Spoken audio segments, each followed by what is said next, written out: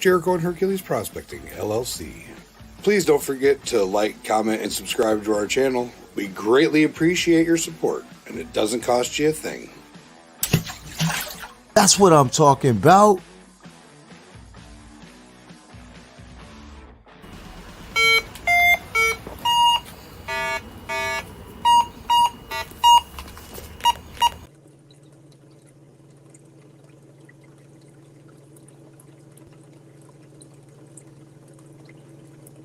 What up, everybody?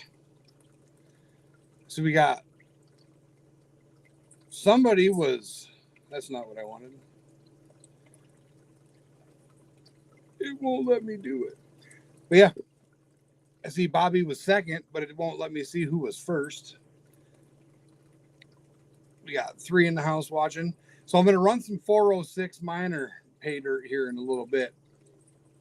But before I do that, I got some stanky stuff from Colorado that I want to get out of here because it's miserable smelling. Like, if I had smell-o-vision, it's enough to make you want to throw up. So without further ado, dump a chunk. Oh, that's some thick, sticky stuff.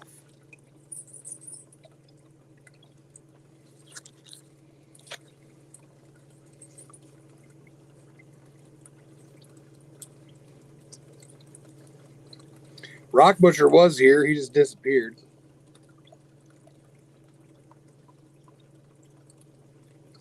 Tomorrow morning, we're heading up north to Nugget Lake.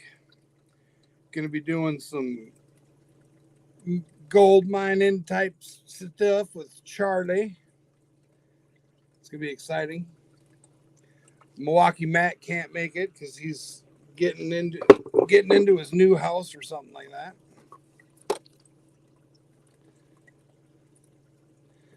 But yeah, Bobby. For some reason, those square cards need to be hand stamped. They said they can't run through the auto sorter. So, but at least I know everybody's getting them, which works out for me. Instead of having to worry about it and resend stuff multiple times or worry about stuff getting lost. I suppose I could scoop wrong-handed. Mr. Minix is in the house.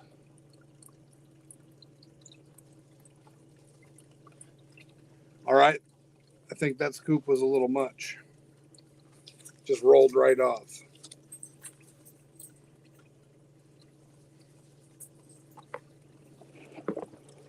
A whole chunk.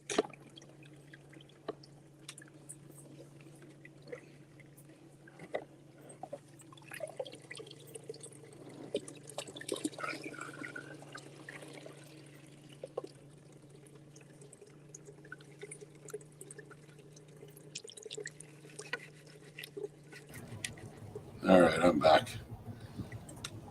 Sorry about that. My daughter added a pillow to the goddamn washing machine, and the washing machine was about to take off into the next county. Nice.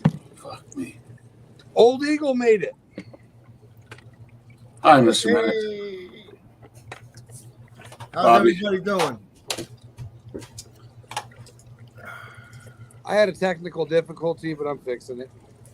I seen that big chunk roll off the sluice box there. Like just a huge chunk.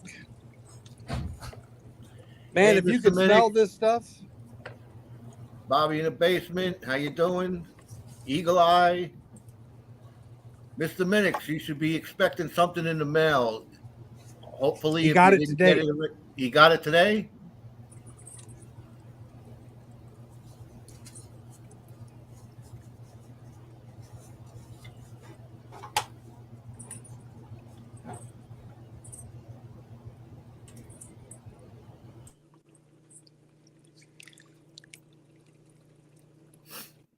Are we live yet or no?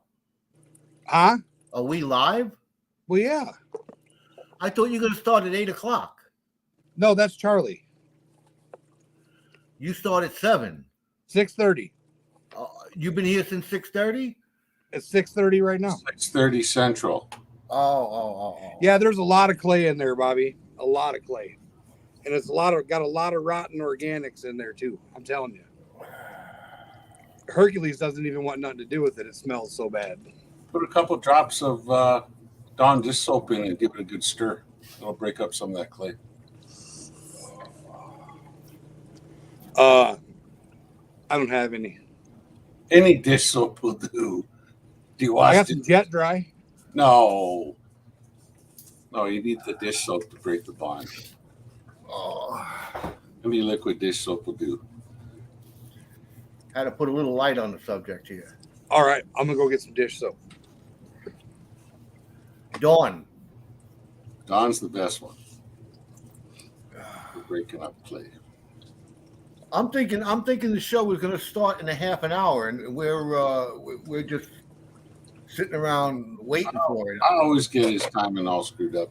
This episode of Smashing Some Stuff in the Pan is brought to you by Dawn. Hey, Dad. There you go. He does have Dawn dish soap. Just put 3-4 drops in there, or maybe one squirt, and then just stir it all up. Give it a real good, solid stir. That'll help break up that clay. So there's some nice pieces stuck in the. Oh yeah, look at that.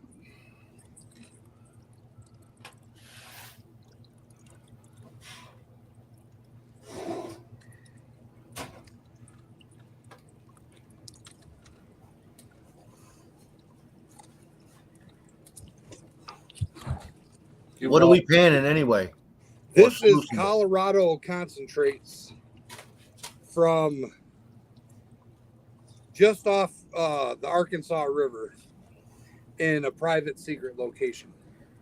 Oh, private ultra secret location. Yes. All right. And it smells horrible. I'm just going to say it again. I'm just going to keep saying it. Hey, Reggie neighbors. Oh, no, not enough. If there was a big glob, just washed all the way right through. Again. Oh, I see a piece of gold in there.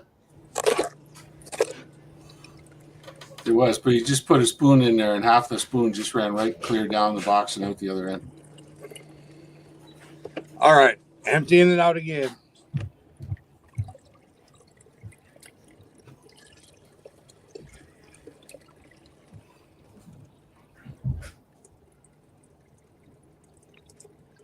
Reggie Neighbors, how you doing? Get right in there with like a wooden spoon or something like that and give it a real good stir now that you got the soap in it. That wooden spoon got broke across his butt a long time ago. That was the whack. We had that conversation last night. Yeah.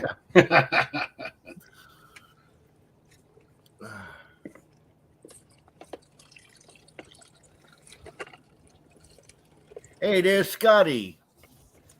That's the new guy we met last night. Yeah. Right?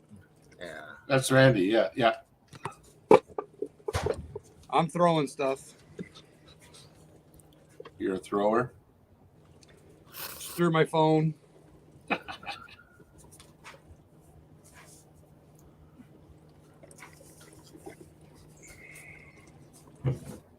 There you go, Indiana Gold Getter Scotty. Go ahead and drop your link.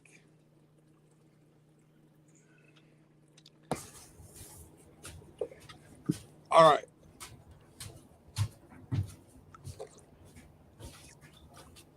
I'll just stick my hand in there. Yeah, there's a few people from Indiana in here tonight.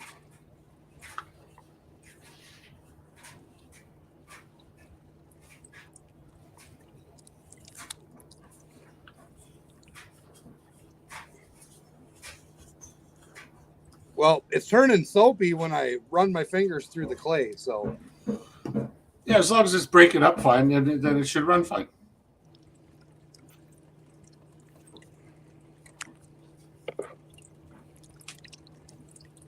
Or I just need to do smaller scoops. Here you go. See that? Look at that. Well, that one was much better. There you go. See, according to my screen there, it says that the live stream is going to start in 3 minutes. I don't know.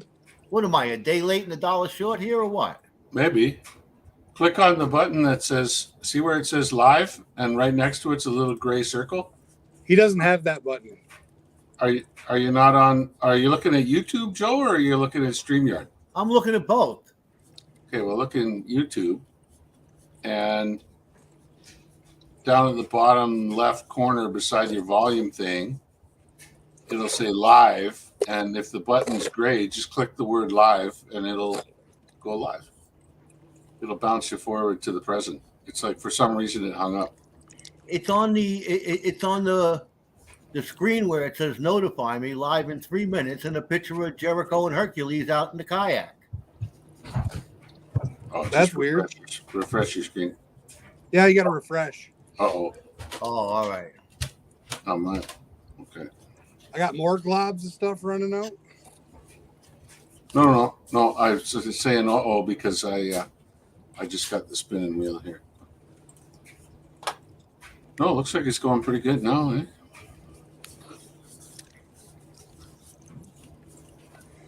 Oh, PA software globs are going pretty good now, eh? All right, there it is. Oh, PA software globs are going pretty good now, eh? All right, there it is. Turn your volume off on your YouTube there, Joe. Yeah, I always forget.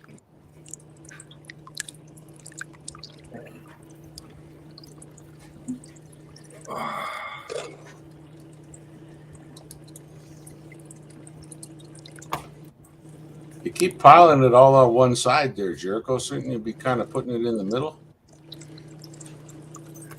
Well, I can't really see what I'm doing. I mean, I guess I could get up and walk over there and do it, but Let him do what he's got to do. Let him throw those clumps down there because he's going to send me all the tailings. There you go. Okay, I'll shut up now. I do have a tub of tailings for you. I can see gold showing up already.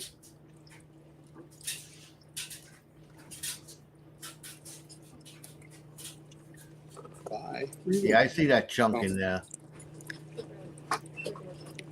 Is there gold in there? I see. I think I see 2 or 3 pieces, yeah. The big one that was in the unicorn is now washed south. But there's a little one in the unicorn. Oh, that just moved. There he is. Oh, I see another one. Yeah, this stuff is really, really sticky.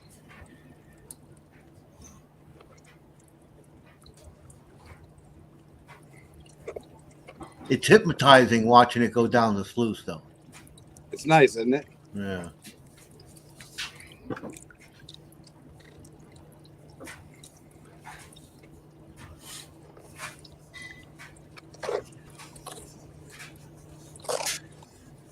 So you been up to anything exciting since yesterday? Who, me? Yeah. I was gonna make a video today, but I don't know. I was sitting out there having coffee, had to help the wife do a few things, and by the time I got around to it, it got too hot to sit outside. I'm gonna have to stand up.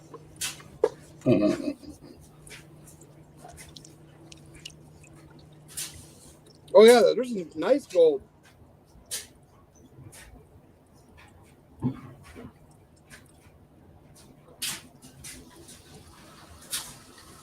Yeah, don't forget to hit the like button, folks.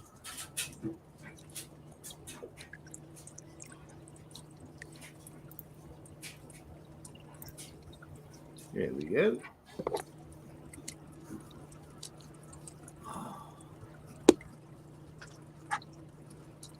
Oh, I just watched it shoot down to the next level.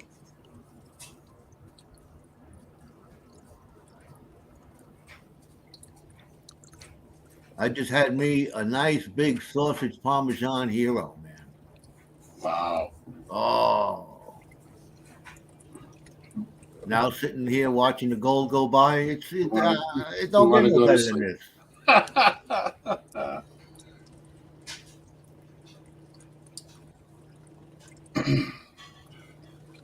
I cooked up a mess of codfish for the kids tonight. So just a little flour, salt, and pepper right in the butter.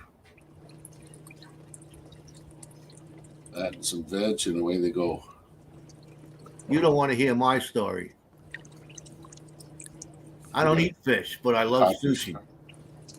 I love sushi too. Yeah, but I don't like cooked fish. But you don't like cooked fish? No. I think it stems from when I was a kid. My mother always used to, when we'd have fish, she'd always be careful of the bones. Be careful of the bones. It'll get stuck in your throat. And then you'd have to have a loaf of butter bread right there handy and ready to go. Yeah. Yeah. Yeah, I know a couple of people that were like that for that exact same reason. They were like, a bone, or I got a bone in my throat when I was a kid and I'll never eat it again. And Yeah. da-da-da-da-da. And then I'd show them, here's my walleye that, before we cook it, come on over here, run your fingers on. There's no bones. There's no bones. All the bones are gone, and, trust me, taste it. And they love it, because they feel comfortable. They know there's no bones in it. Yeah, It's not that you don't like the flavor. It's just you don't like the concept. Sushi for sure. I like that. Oh, yeah. We were commenting last night, Rock Butcher, about I had Charlie put that picture that you have up there up on the big screen, and I wanted to see the fish, but it doesn't even. How old is that picture? Because it doesn't even look like you. Oh, that's got to be 2002. That's when I was working up at the Red Lake mine. Yeah, I was a much younger man back then. Yeah, you were just in your wee 30s, weren't you? Yeah. Young 30s then. I was probably 30 something, 32. When did I go to Mongolia? I was 36. Yeah, so I was probably 33, 34 when that picture was taken. Yeah. What are those are lake trout. One of them was 35 pounds and one of them was 27 pounds. And I caught them both one after the other. They look like striper. What we get down here, we call them stripers. They're freshwater. They're lake trout. Yeah. And each of those fish was at least a 45-minute fight. Nice. Just a long, long fight. Once they see the boat, man, they'll tear 100 yards, 150 yards of line right off your reel. Yeah. And you got to bring them all the way back in again. Oh yeah. But by the time you get them to the boat, like there's no point. You can't catch and release those things. By the time if you let them go, they die because they're so exhausted. So but they stake up really nice. The big ones stake up just like salmon steaks. I wouldn't know. I don't eat fish. Yeah, there you go. I love to go fishing. I got, I don't know, 11 different fishing rods. You eat like fish meatballs? We'll force you to eat fish. I caught a 150-pound, 8-foot striped marlin down in Cabo San Lucas. Wow. That was like a big fight. That's awesome. I've never caught a marlin. Wow. I'd love to. I've tried, but I've never caught one. I even got him tattooed on me. Oh. As a tribute to the poor guy. Wow. Did you eat him? I was on a cruise, my wife and I, and we took a charter boat. A couple of the guys that were on the cruise with us, and one of them had them taxidermied. But you can't. Really?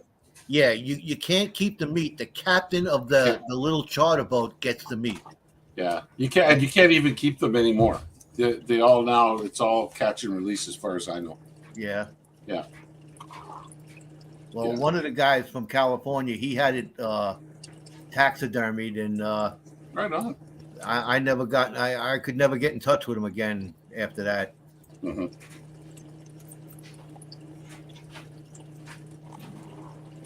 But it was nice. I enjoyed that.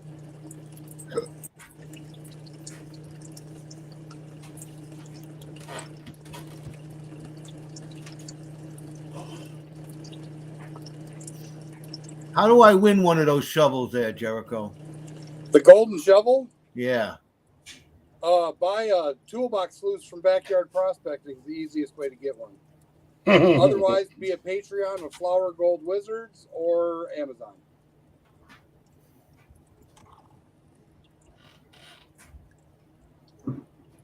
I'll wait till I come out to Wisconsin and then I'll pocket yours. I'm getting ready to order a bunch. There you go. If you buy them in bulk, it's cheaper. Who actually makes them? Some Chinese company.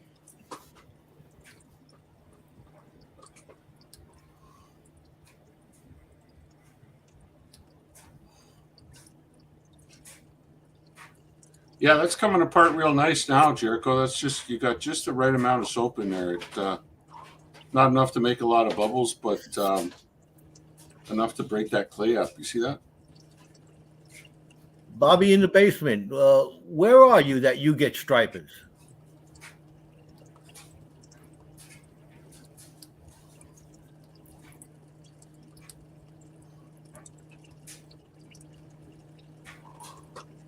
Hey, honey.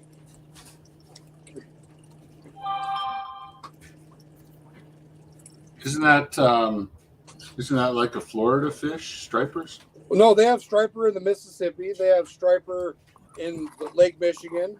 Oh, it's stripers a freshwater fish?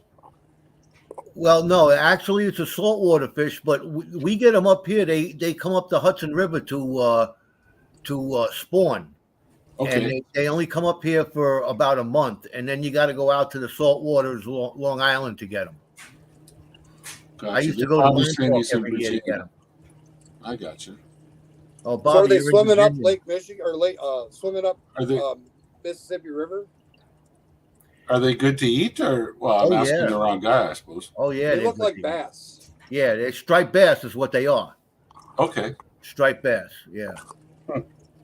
That's what they call them. Oh yeah, from what I hear, they're good. They taste good. The stripers in South Carolina, yeah, it's a migratory fish. We get them up here in the summertime, and I've heard that they migrated up the Mississippi. I know down there in Virginia, we used to go. I went a few times with my wife's cousin up in the Potomac for stripers. Ended up not getting those stripers, but we anchored the boat and went to shore and got shark teeth. Bottle bass and shark teeth, you said? Shark teeth in the Potomac River. That'd be cool. Yeah. Doesn't look anything like any bass I've ever seen, but yeah, I see the picture here. Atlantic striped bass, striper, There you go. linesider, rock, or rockfish.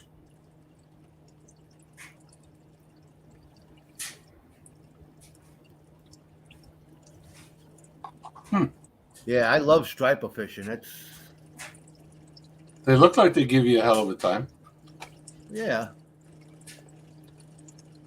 I was fishing one time on a charter boat out of Brooklyn, and we were going for bluefish, which is very oily, nasty. I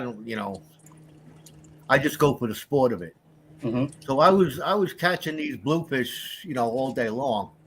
Then all of a sudden I hook into something, and this thing dragged me down the gunnel of the ship. And I never call for the mate. I'm gonna work this fish all by myself. But the mate seen what was happening, and he seen that I knew how I was fishing all day, and he comes down and he says, is it big? I says, it's got to be. Look what it's doing. He says, that's a bonita. He says, you hooked a tuna. And he told everyone, get out of the way, get out of the way. He would, work the fish. He was with me with the gaff and everything. He gaffed it up, and this thing was solid muscle. Wow. That's why it dragged me down. And he later told me that it's like a shark. They can't stop swimming. If they stop swimming, they drown. Okay. So they have to have the water going, pushing through their gills, so they got to be constantly moving. That's why they're so strong.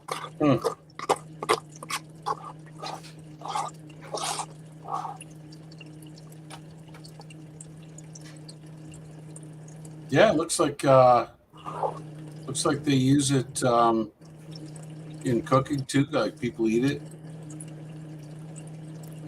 Oh, it's good on the grill. And the You flesh throw some lemon and onions and wrap it up in tin foil and put it on the grill.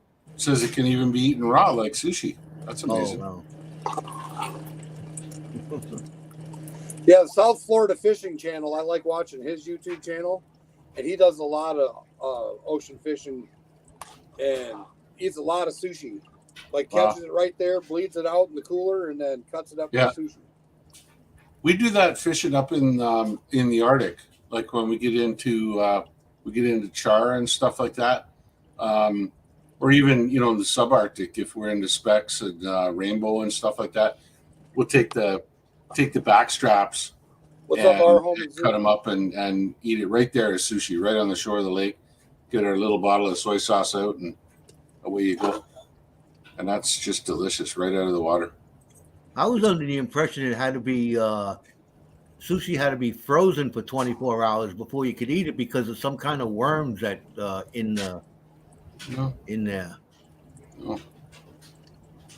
Maybe it was some species of fish, but with trout or salmon, no, you never freeze it before you prepare it. It's got to be just kept chilled. That's my favorite, salmon sushi. Yeah, me too. I like crab rolls. Hey, Jot. How you doing? Jot. Hey, Jot's in the house. We were having coffee this morning. So Charlie's up at Nugget Lake with barely any cell service. You bringing the sluice up there tomorrow? I'm bringing the RPE and the 406. That should be a good time, man. I want to see some videos.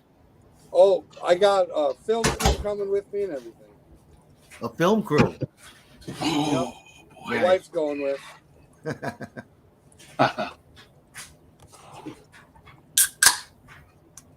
All right, you know what time it is. You know what I got to do. Time to shift outside so you can have a smoke. Yeah, we got to go for a road trip. I also got to get my what I do here now. Something new. Oh, there it goes. I keep on putting my mouse on top of the keypad, and it hits all kinds of weird buttons, and stuff comes up I never seen before.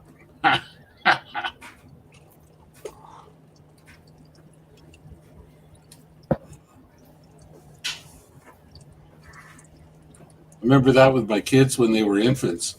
I'd have them up on my lap, and we'd be watching, YouTube Elmo song or Sesame Street songs or whatever like that, and they'd go like this on the keyboard, and just like magically they would hit some keystroke combination that would make my computer do something completely different. I'm like, what the heck? How the heck do I recover from this? Like, what's going on now?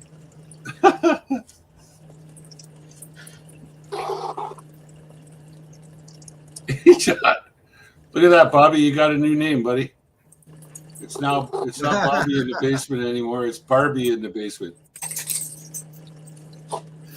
Hi, Barbie. Did you see him spill that gold? No. So go watch Bobby in the Basement's first episode of Jericho and Hercules Paydirt.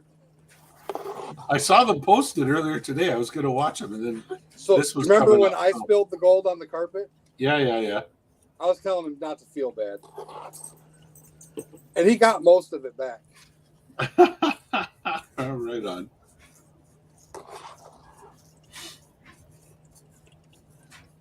Hey, Bobby, I got something to show you. Are you ready? I'm going to show you anyway, even if you're not ready. Gonna have to make. I don't know if you were here last night, but I put this up. Oh, you're showing my coin? How do we make? Oh, no, that's not it. Well, hold on. I got something here. Slide him over to me. There we go.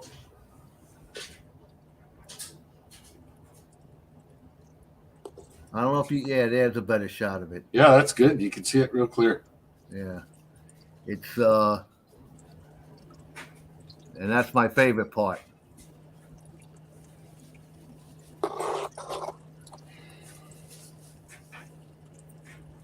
That's beautiful.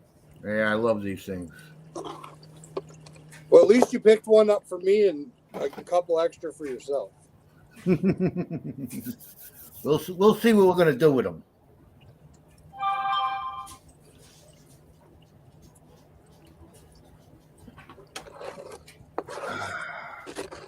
All right. Now that we got that all settled, let's see if we can't go out and have a smoke. Still light out. Oh, wow. Got all kinds of colors out there. Gonna have to bring a few things out there. Bobby's asking what year that coin is, Joe. That's a it's a 2020. It's a 2022 W Silver Eagle burnished MS70. Brand spanking new. Never touched. Put straight in the box. It's a burnished coin too. Right from the mint. Hi, Lorelai.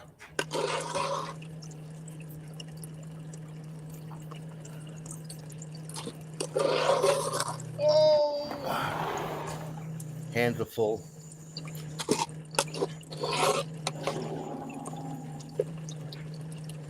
Hello, Lorelai. We're just moving the operation out here. Let's see. Can you? I'm gonna try and give you a quick view, if we can. It's doing it again.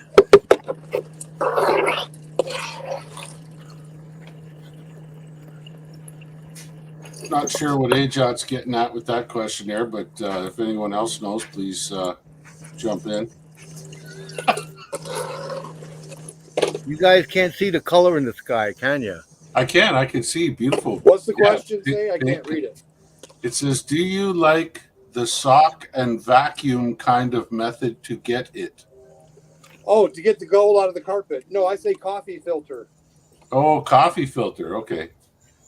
Coffee filter is the way to go.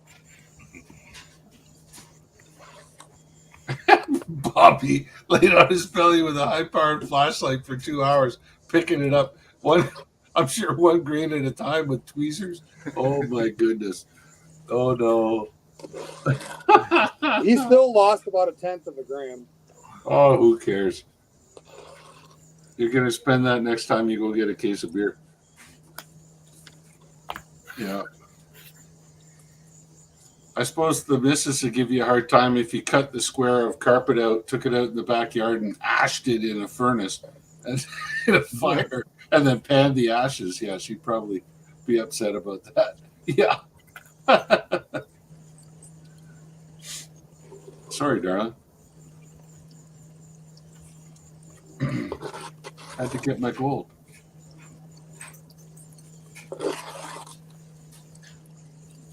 That would probably devastate me if I dropped a pan of gold.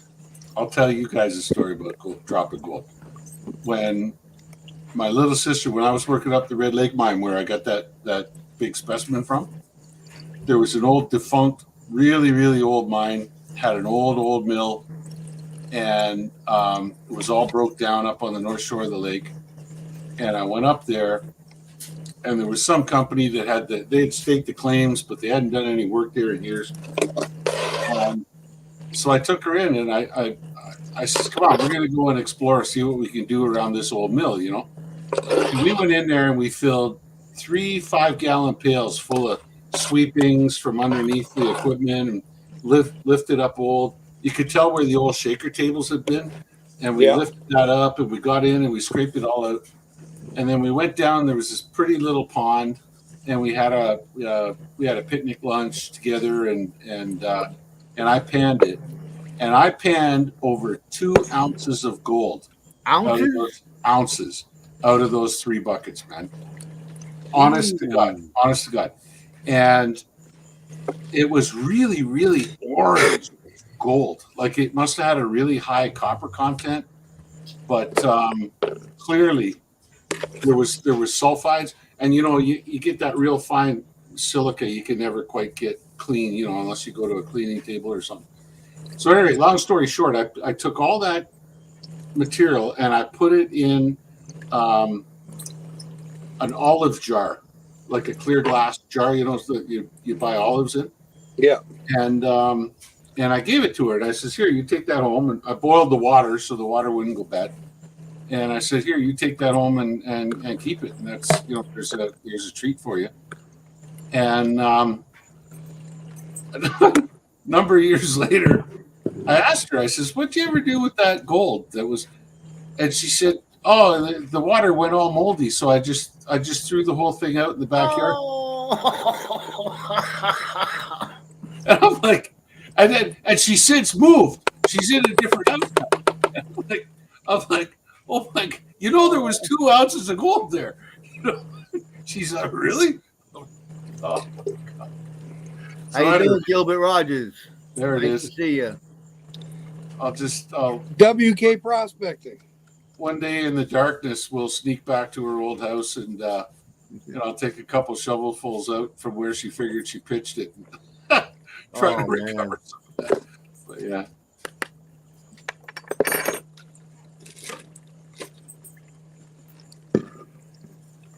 We doing That's some ugly water. We doing a cleanup? Yep.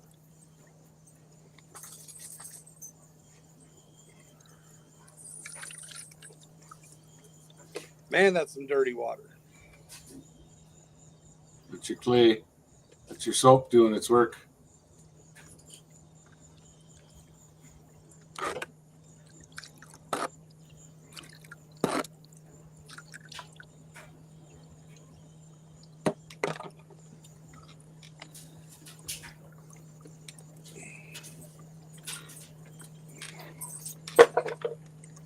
Okay, I gotta unplug this.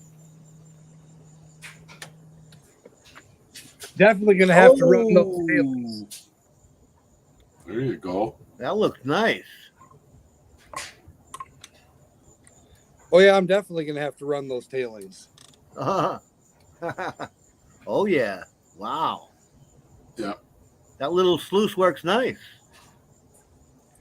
I use the RPE sluice to get this stuff.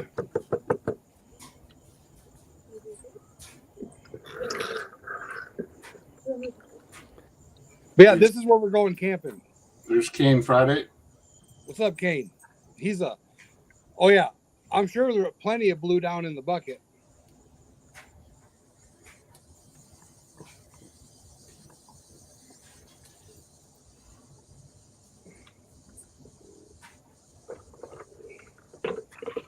What'd you make that little sluice holder out of? It's printed with 3D plastic, and I didn't make it. Justin over at Backyard Prospecting.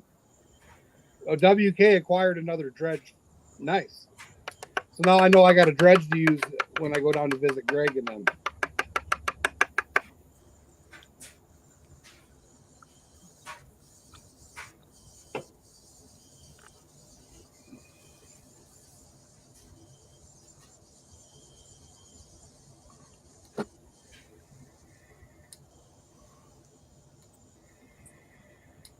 I lost my extract.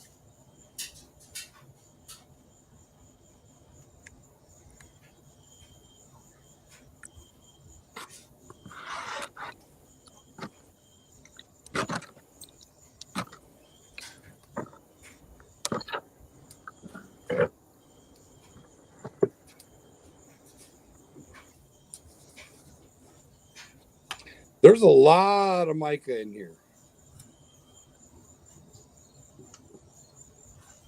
There shouldn't be. Is that black sand? That should all be running right out of the sluice. I think it's pyrite with gold attached to it then. Is that possible? Not if it's floating around like mica. No.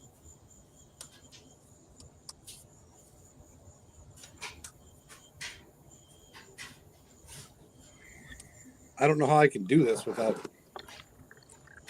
Yeah, I saw it floating around. I saw little sparkles floating around there, and it's not gold.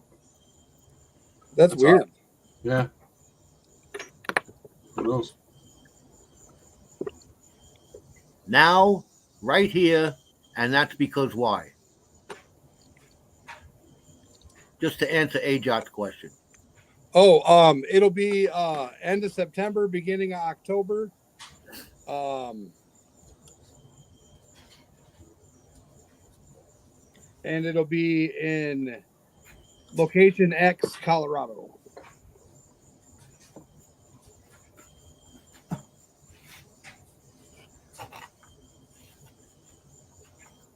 It's looking like it'll be about $100 a person, including camping. The process that he's doing right now, Ajot, is he's panning the concentrates from the sluice box. So he's cleaning it up to further strip away the waste rock from the gold that the sluice recovered. That's a finishing pan. Yeah. That's is that the Smaller. Falcon pan? Yeah, typically. Yeah, Falcon pan used for cleaning up all that fine stuff. No. Have some of that. Yeah. Is it good?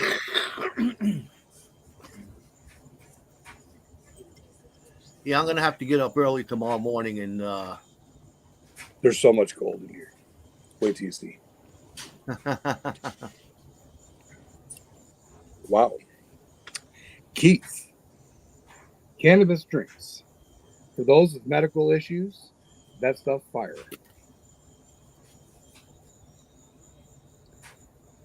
Did you know they made soda with You've been going to college for too long now, Jericho. That stuff's fire.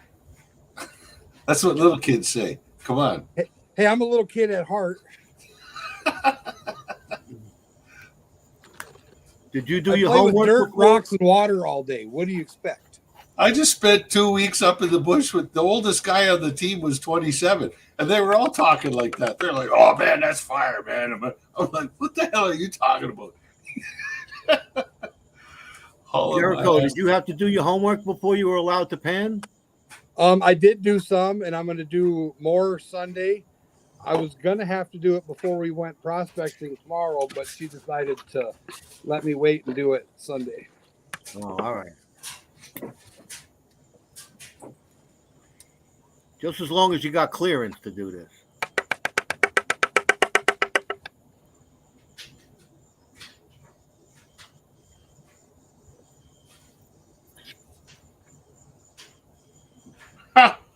Ken.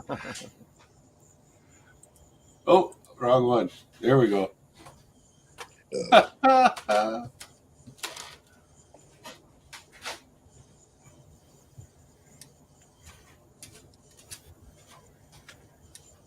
It doesn't have any of the terpenes that are associated with the sniffers, so Did you put I think you'd be all right. pink thing by the back? Thank you.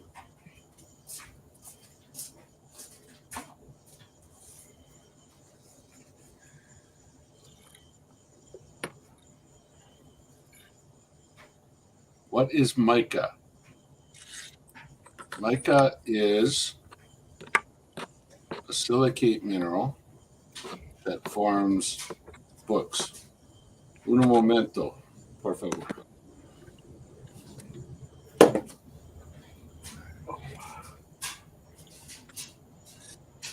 For us non-geologists, mica is that shiny stuff that looks like gold in your pan, but it's not.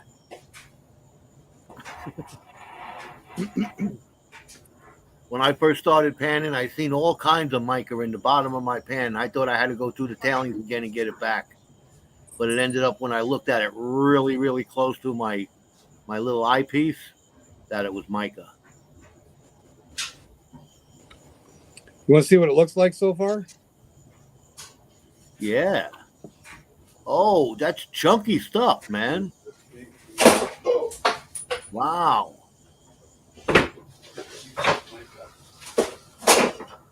Holy shit. That's from the Colorado chip. Thank you. Yes, thank you, honey. My wife was the shoveler for that one. What? Kudos to the shoveler.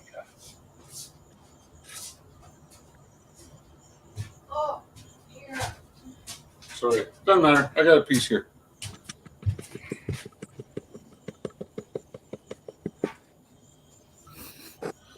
Okay, here we go. I'm going to show. Good. Go. Okay, hey, Chuck. This is, oh, there we go. Thank you very much, Peggy. She's, my daughter just brought me the big chunk. This is a very large chunk of mica. And it's a mineral that forms in books. And it's like books that it flakes like pages out of a book. Like I can actually, if you look carefully, like I could peel that page apart. You see? Yeah. And then it shatters into a million tiny, annoying ass pieces. Exactly. Like it'll come apart, and so you get really, really big crystals of it, like this. Believe it or not, that is a crystal of mica, and there's probably 20 layers in that crystal. Here's another one that's even thinner. Okay, and it's got several uses. Ajot. It used to be used because it's like fireproof. So it used to be used as windows looking into blast furnaces back in the early days of iron smelting and stuff like that. But modern uses include in electronics, in resistors, in electronic circuit boards, where you've got resistors, and for some reason, I don't know, mica doesn't conduct electricity or whatever, so they use it for that. Well, it's so non-metallic. That's what mica is. It's not Yeah. a metal. Without getting into the chemistry, yeah, that's exactly it. So there It's you go. annoying. That's what mica is. It's when you go to the beach and you're standing there in the shallow water and you look down your bare feet in the water and you see all those little glittery little bits that are kind of moving around in the water right on top of the sand. That's mica.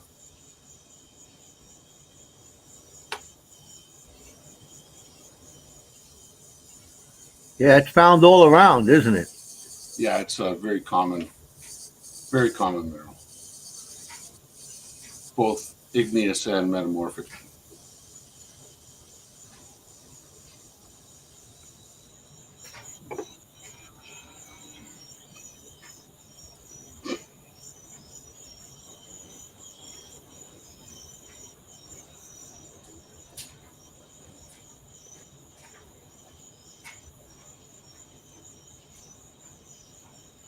Oh, I'm trying to figure out what she's saying there. She's talking. She's talking. She's not young talking about language. mica anymore. She's back to what the kids say. Yeah, that's Gucci, or stop being salty. Yeah.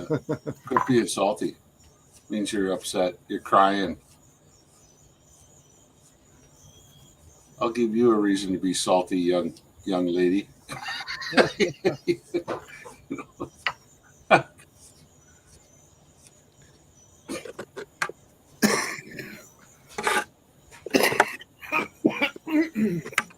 Oh, You okay, Joe? yeah, I'm just enjoying the nice summer breeze here. And then you got a mouthful of gnats. A what? A mouthful of gnats. No, man, it's nice. It's a nice breeze going through. Well, we were just wondering what the guffaw was about there. Yeah. Yeah, it sounded like you sucked in a mosquito. Oh.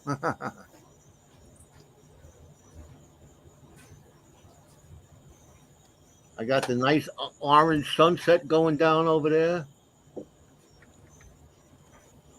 It's funny, you and I are in the same time zone, but you're farther south than me, a long way farther south.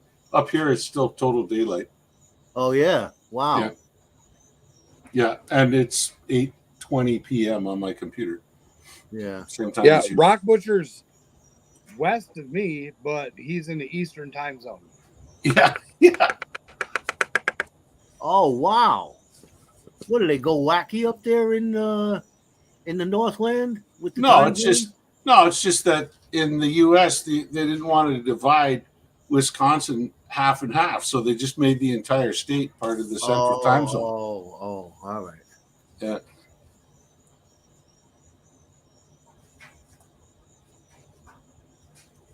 How do you tell the difference between fool's gold and real gold? I showed you bite it? real gold. I showed you real gold yesterday, Ajot, and if you look at any fool's gold after that, you're gonna say that's not gold. Real gold looks like butter. I tell the difference if I have pyrite out in the sunlight, it looks like gold. When you bring it out of the sunlight, then you can see it's pyrite. Yeah. Looks silver. Yeah. And gold always stays gold. And the easiest thing to do if you're questioning it is scratch it with the tip of a knife. If it's gold, you'll actually scratch it. Or Everything else, if it's a chunk, squeeze it with pliers, and if it goes, well, it's not gold. okay, yeah, you could do that too. But everything else was just powder. That's correct, Bobby. Curvature of the Earth. I'm all about curvature, man. I have lots of curvature myself. Did you, Rock Butcher, did you look up there for the Northern Lights? They said you could see them as far down as Pennsylvania right now. I didn't notice any last night, but yeah, they're saying there's supposed to be a big storm, big magnetic storm. So the old Aurora Borealis is going to be kicking tonight. There you go. We should see them. I'll look up.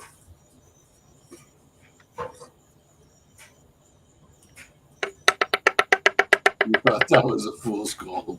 Silly me. Yeah.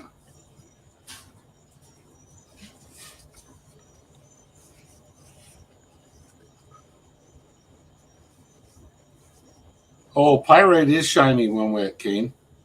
That's the problem, is that like most of us, like when us geologists, when we're looking at drill core, we like to wet it purely because it makes all the colors pop, and you can tell very clearly what rock type you're dealing with and what minerals are there and all that kind of stuff. The downside to wetting it is that it makes all the metallic minerals sparkle, and so they really catch your eye. So the trick with pizza's pretty good. Finding gold in a drill core is because the drill's spinning, and gold, of course, is so soft that it actually smears and it becomes like a very smooth little patch on the outside of the drill core, and it can be teeny tiny, like a 32nd of an inch little spot, but it'll be smooth like glass and yellow, mirror like. And when it dries out and you actually turn it in the sunshine, the sun will catch it and you can see it, and it's clear as day.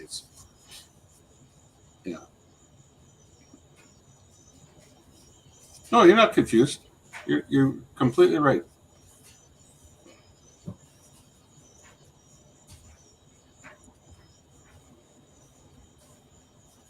I'm a total fool when it comes to gold.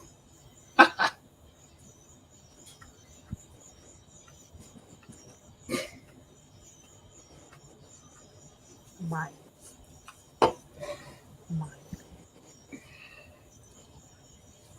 We can demonstrate this in real life.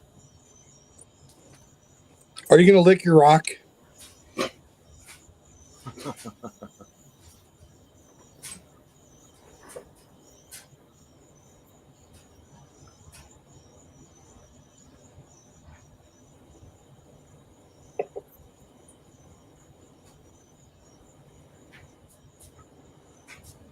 Well, that's what it's all about, Ajot. Yeah, when I'm a young guy from New York City. We ain't got no gold down there. I never did any of that until I learned from watching all these guys on YouTube and experience doing it yourself. You'll get to know the difference between pyrite, mica, You know that?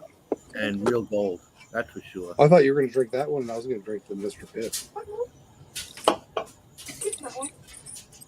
You can share that one. You're not getting all of it. Yeah, the experience is what everybody gets the gold fever from. That's it. I mean, you have to see it, right? Here you go. So I thought that was gold, but I bit it. That's just bits of your Doritos that fell in there. But it's just the pyrite because There it you go. shattered. It looks like gold. Here, I'm gonna trade screens with you. Okay, don't get seasick. Here we go. This is pyrite.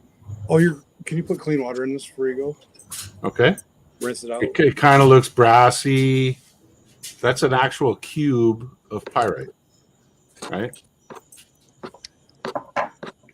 Here's a cluster of pyrite with a little prospector sitting on top of it.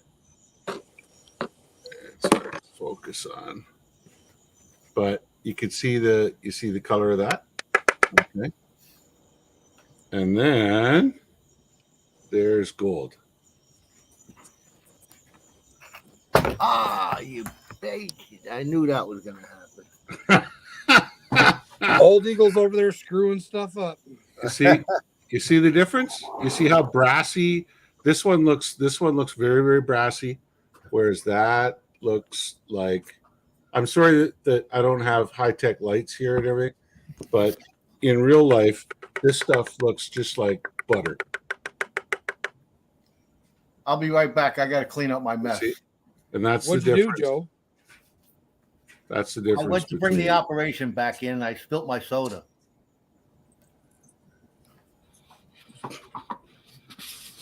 So that's the difference there, eh, Jot? Is it good for anything? Yeah, making pencils. What's that? Pyrite? Yeah, you can make a pencil with pyrite. If you smelt enough of it down, you can make a car. Yeah. But that's the difference. So that's pyrite.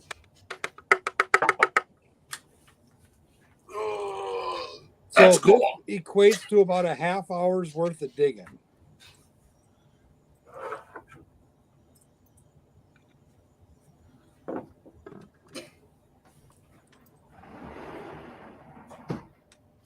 I think you better get back to digging, buddy.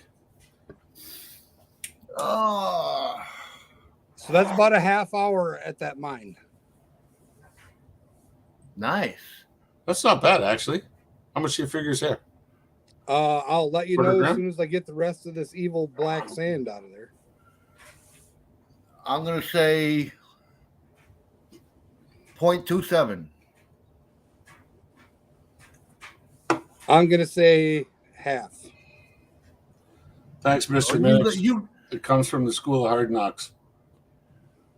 we're looking at it through the camera. You're looking at it live. You can't go that way, man. I always say half. That's always Oh. my answer. All right.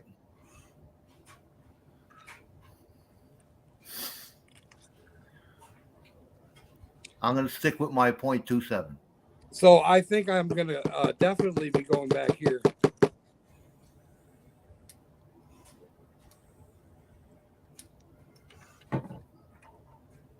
Which one? This one? Either one. Old Sasquatch? Because that'd be about a 10-ounce specimen. I'm just guessing. I mean, that thing's... It's at least a cubic inch.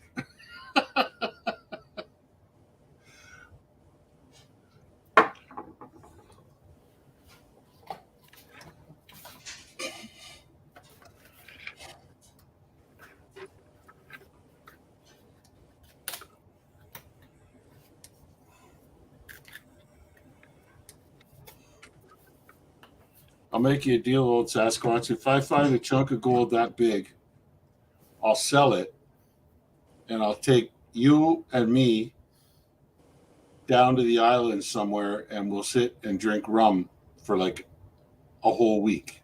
and then fly home. How much goes in the big rock cane? 4.5 ounces.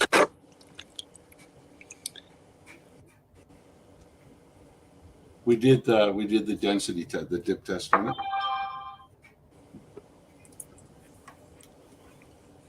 There you go. Gold porn.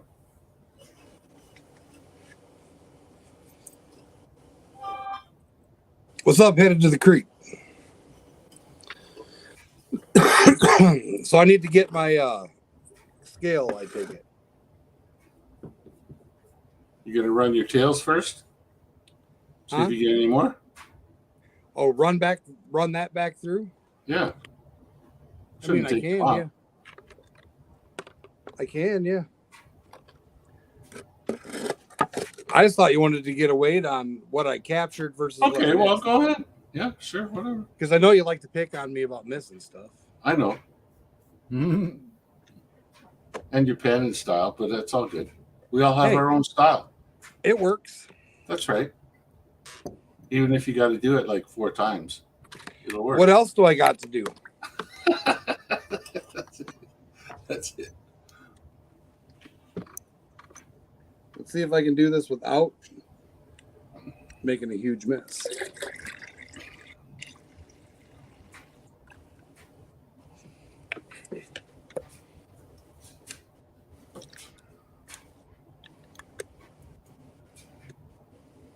That's it. That clay is just like a giant blob.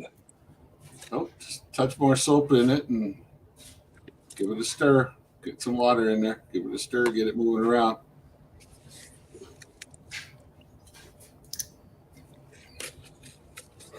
I know what I gotta do. I gotta grab another beer.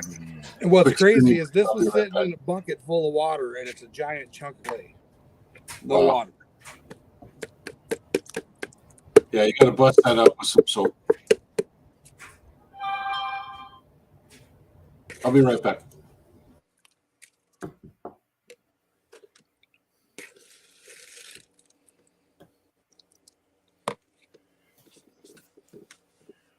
Yuck. Yeah, I got to get in gear here, man. I got to do some panning tomorrow morning, or else I'm going to lose my touch by the time I get to Montana.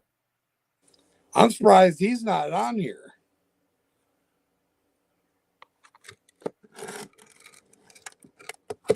Speaking of hillbillies from Montana,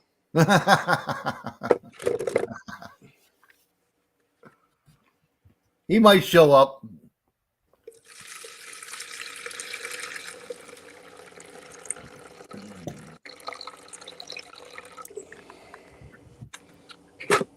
Are you going to limit your time, or are we going to stay here as long as we have to? wife doesn't have to work in the morning. Oh, all right. So sorry, Bayou Gold guy, if you got a stream on after, but We're hanging tonight. we'll be here for a minute.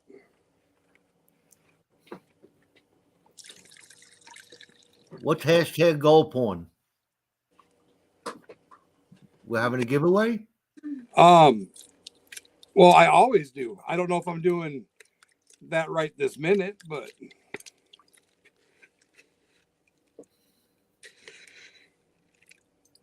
yeah, there will be one. Sounds good. Who's climbing to get the coconuts for the rum? Well, I guarantee you, Rock Butcher's old ass ain't climbing for no coconuts. Now, he may back the truck up against the coconut tree and go bang, bang, and then have a bunch of coconuts fall in the bed of the truck.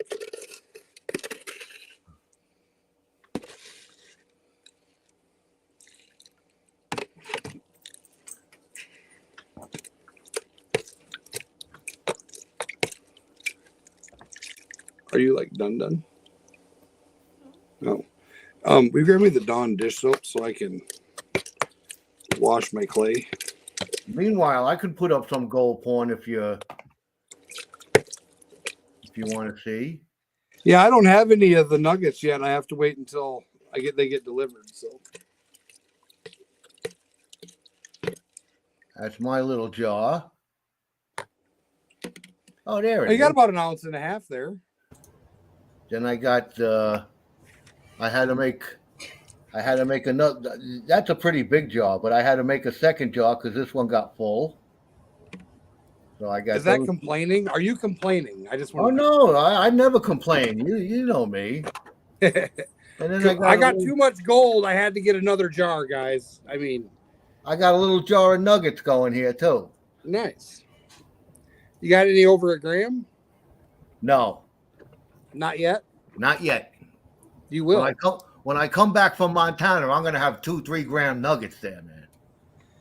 If they made gold that big in Montana. Stacy's always talking about the fly poop that he gets, and I'm telling him I want to come home at least with 5 or 6 ounces. I just can't believe how bad this clay, how thick this clay is. Rock Butcher. So Yeah.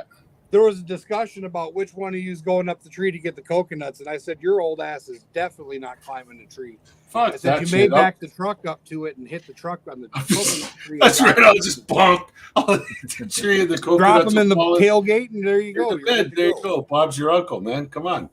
Either that or I'll pay some young kid $1 to climb up the tree and cut me down 3 of them. I'm not a fan of coconuts anyway, so. Me either.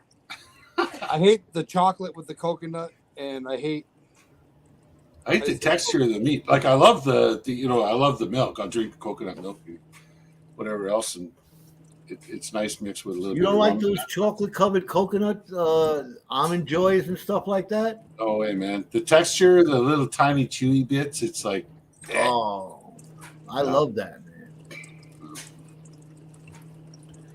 You find a piece stuck in your teeth an hour later, it's like eating the candy bar all over again. No, I'm good. yeah, you can keep that, Joe. That's good for you. Yeah. I'll eat your fish and you can eat my coconut, deal. There you go. That's that works. I'll trade you. Here's my coconut, Joe. I'll give you your fish. You can have all that damn coconuts you want. Yeah. See, Reggie likes coconuts. There you go. Well, Apparently Scotty don't. Reggie goes on the red team. Yeah. Coconut there. See that? Mr. Minix. He's on the blue team. That's the milk, but not the meat. I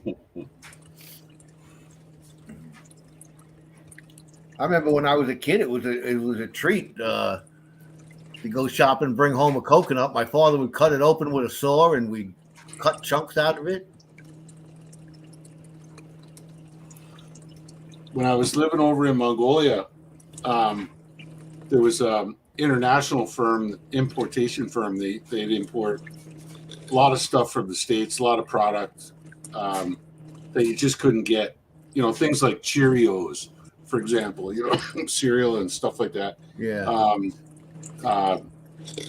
Various drinks and stuff like that you couldn't get. And one day they actually brought in a load of coconuts, and they were still in the husk. But you know how they trim the husk so it looks like a can with a little, a cone on the top? Yeah. And so for about, I don't know, it was $8 or whatever, I bought one of these damn things, and brought it home, and I showed it to my family, and my extended family was there, my mother-in-law and sister-in-law and that kind of thing, and they're like, what the hell is that? And I pulled it all apart, and I showed them the nut, and then I drilled holes in the thing, and I poured the juice out, and I let them all drink, and they're like, wow, this is amazing, Yeah, and then I took it out on the porch, and bang, and I cracked this thing open, and they loved it. They loved it. They thought that was the most amazing thing they'd ever seen. But now, I could take it or leave it. But it was nice introducing them to it. They'd never seen it before, so. Yeah, that's coming apart pretty nice there, Jericho. Yeah, I added quite a bit more dish soap. Yeah. The thing with a dish soap is what it does is it breaks down the clay has an actual electrical charge. That's why clay sticks together so well, because there's an electrical charge that, think about it like as in a whole bunch of little playing cards. like a deck of cards. Yeah. Every clay particle is like a playing card, and they have a positive and a negative charge on opposite corners, and they stick together like magnets almost, but it's an electromagnetic thing. And the problem is that really, really small gold also behaves like that. So you could actually get really small gold attracted to that electric bond. And so it gets carried away regardless, because like you can run it through your sluice box 1,000 times. And if you can't break that bond, the clay will carry it off, because the clay has so much more surface area than the little bit of gold does. And so that's what the soap does, is the soap actually breaks that electrical bond and makes the gold come out. It's the same with diamonds, exactly the same with diamonds. Well, doesn't the jet dry do the same thing? It does, but dish soap, I've found in my experience that the Dawn dish soap works better than jet dry. It's just, the problem is it makes more bubbles, you know, like especially on an industrial scale. You get lots of bubbles. But yeah, jet dry does a very similar thing. Jet dry breaks surface tension, whereas a drip of soap will not only break surface tension, but it also helps break down that electrical bond. All right, that makes sense. Yeah. Yeah. Because the surface tension thing that's your floaty bit, right? Yeah. Anything showing up yet there, Jericho? Water's too dirty. Yeah, I doubt you'll see anything, but I think when he pans it, you're going to see something. Although he did have a couple of clumps that did go out there, so there might possibly be a good-sized chunk in here.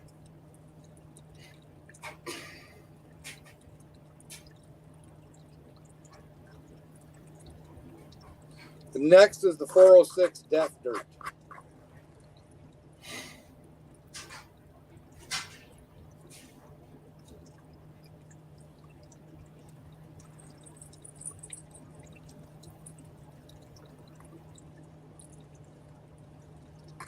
Yeah, load your tray higher up there, Jericho. Yeah. You're putting it too close to the riffles. Go up higher when you drop it in. Well, it's Like- only the width of the spoon. Go above the unicorn's head. Yeah. Yeah, those little sluices there, you got to feed them almost right on there. Yeah. There you go.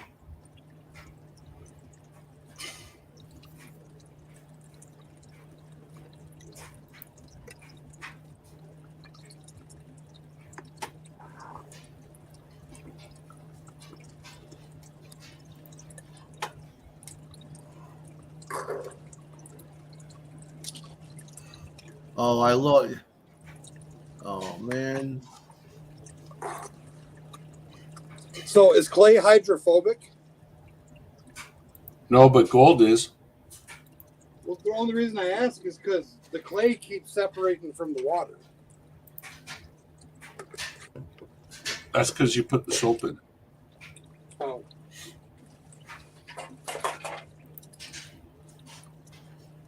Somehow I got lost. I suppose clay, yeah. No, that would mean that, yeah, you're right. But clay absorbs water, but the particles themselves must be hydrophobic. Because that way they're dry, so Yeah. gold sticks to them, yeah. The actual particle itself would be hydrophobic. Rock Butcher, can you hear me? Yeah, loud and clear. Because I seem to got locked backstage somehow. You're not backstage. I You're see not it. backstage. I I see you a lot. I see you right here in StreamYard. Oh yeah? Then I did something. Let's see. Let's get rid of this. Now I'm in the chat. I see you. Right above me. Yeah, but I don't think I'm real time. I gotta get. I ain't. I'm on YouTube. can see your mouth moving Okay. with your words. Well, I'm on YouTube right now. I can't see that. So Okay, well, that's because YouTube's lag behind. Go back to your StreamYard tab. I lost it. That's what I did. Let's see.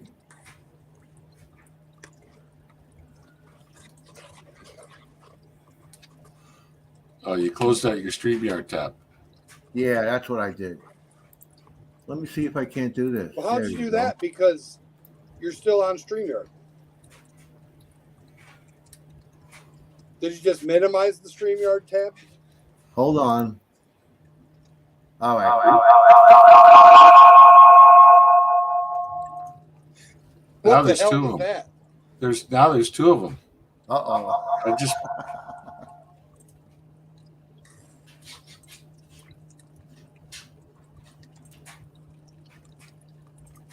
It's Double Joe. can't unmute. They chose to mute themselves. Unmute yourself, Joe.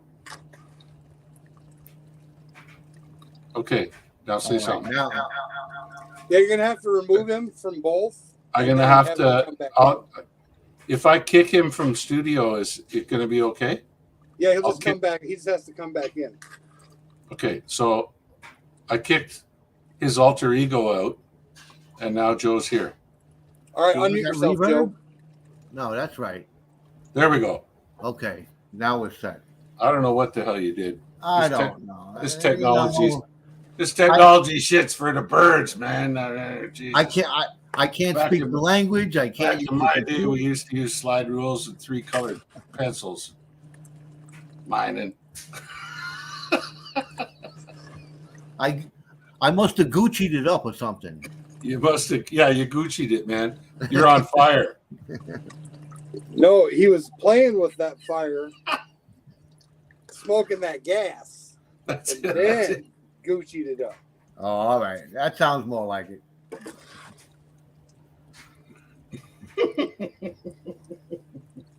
Hanging out with Willie Nelson, were you? My old buddy.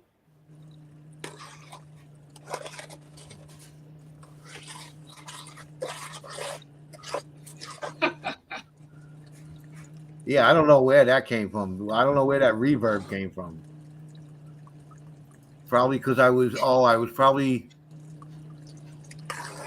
simulcasting. There was two of me on the one. Forget it. I'm not going to bother.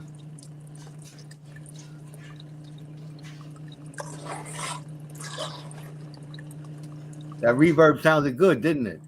That was interesting.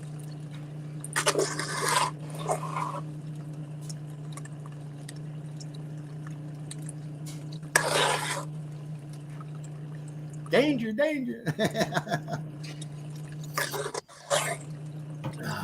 I remember that, Lost in Space. How many out there remember Lost in Space? Lost in Space was a good show. Used to look forward every week to watch that. You can still watch it.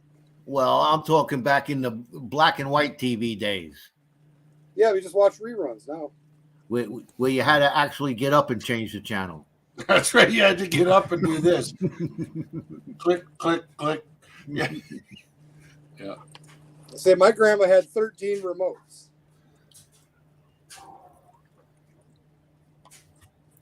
And if you didn't live in the city, your television came with 2 channels until you got an antenna, right? You got CBC, the English government channel, and you got the French government channel. And then when you got the antenna, you got all, you might get 6 or 7 more, maybe. I like free TV. You can still get free TV. Yeah, but there's not much of it. Oh, I bet you if you took your thing off the cable and you did a HD search, you'd have 200-300 channels. Yeah, there's some. We've got one of those little crazy gray area. I'm not going to say illegal, but black boxes, and it's nuts the amount of channels that are on that thing. We could pull the cable tomorrow, but there's a bunch of channels that I like So I'm going to watch them. All the old westerns are on there. Yeah.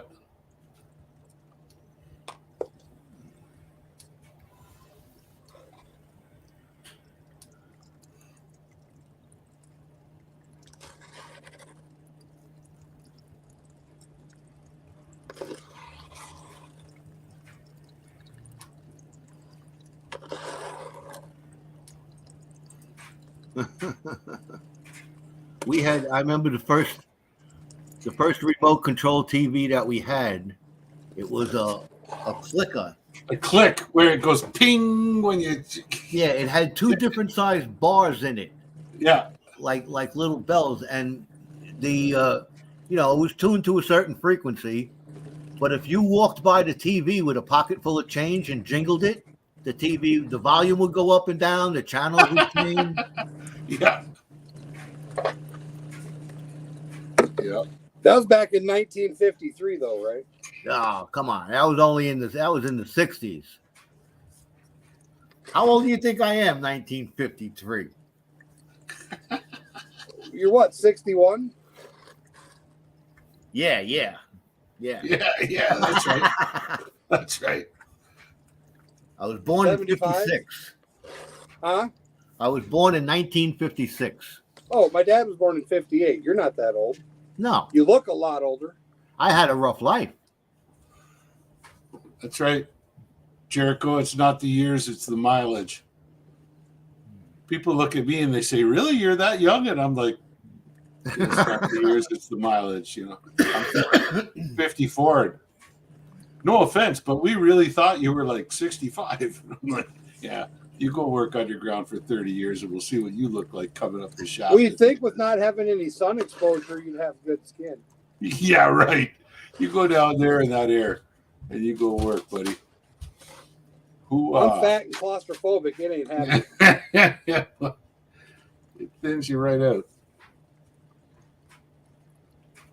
I watch these guys do mining exploration, and they ain't got gas masks on. They don't have oxygen tanks. And I'm thinking, okay, one of these idiots is going to die. The fat one's going to get stuck in one of them holes. Dry is done. Yeah.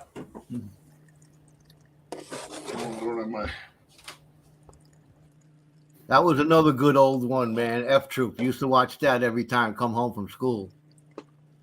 That was funny. I liked watching the Munsters after school.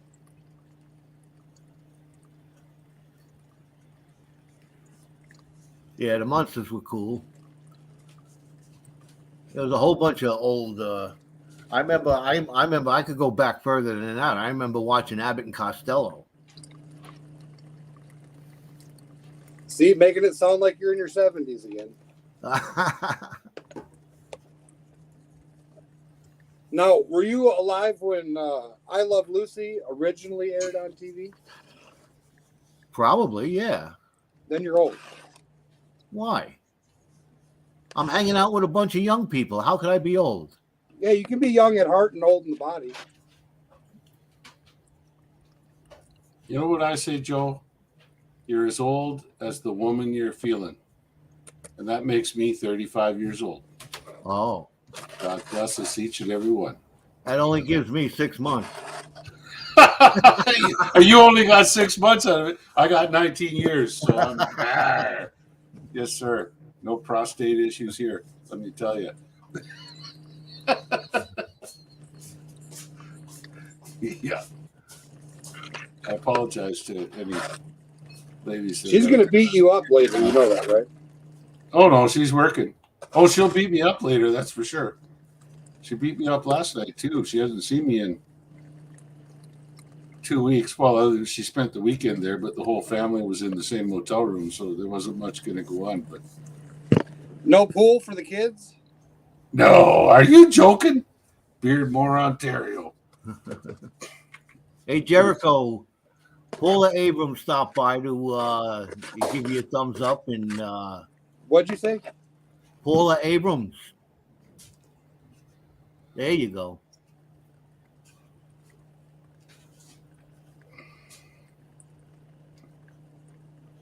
Thanks, Paul Abrams. Thanks, Paula. Oh, the Beverly Hillbillies. Speaking of likes and subs and all that kind of stuff, Yeah, what's Rock Butcher at? what am I at? Let me just go check. Rock Butcher's channel. 103. There you go. You're officially over 100 for good. Now you need to go Okay. live while you can, and then you can save it so you can go live if they knock you back down. Not sure I understand what that was all about, but go live now Oh, and go, then, go live on YouTube. Like, just go live for a second, because once you do it, then they won't take it away if you go back below 100 like Dan did.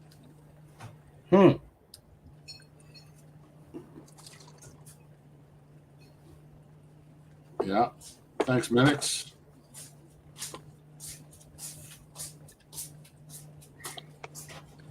All right, that was difficult. 48 years this month. Good for you, Sasquatch. Holy moly. We'll be 16. My wife and I will be 16 years this year. I grabbed her when she was 19. We married when she was 20. Oh, I see a piece in there.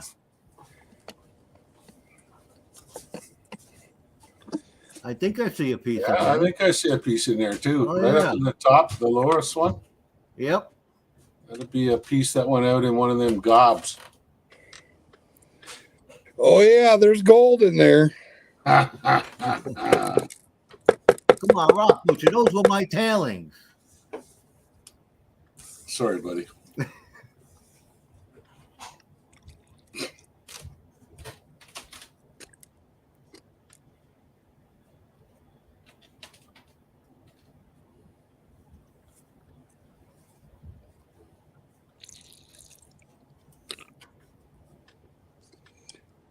I'm going to focus on the beard here. Ah, Much I more hope you interesting enjoyed your than shower focusing there, on Ajot. Are y'all pink and squeaky now, Ajot? Pink and squeaky, huh? Pink and squeaky. That's the way you should be when you get out of the shower. And wrinkly. Yeah. Okay, there was more than one piece in there. Ah.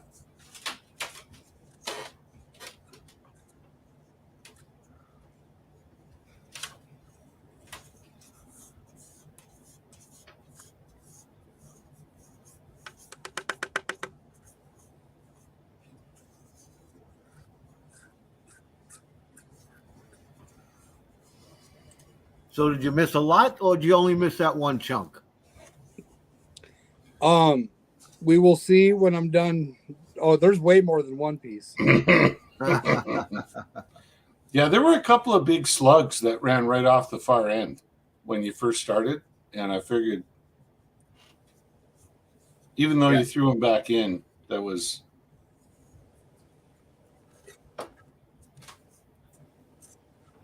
Yeah, I'm sure you could probably get a couple more dots out of the tailings there, Bobby.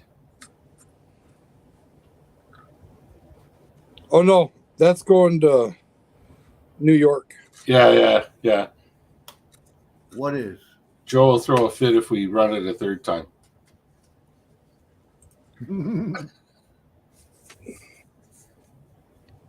There you go. I could see it on your thumb from here.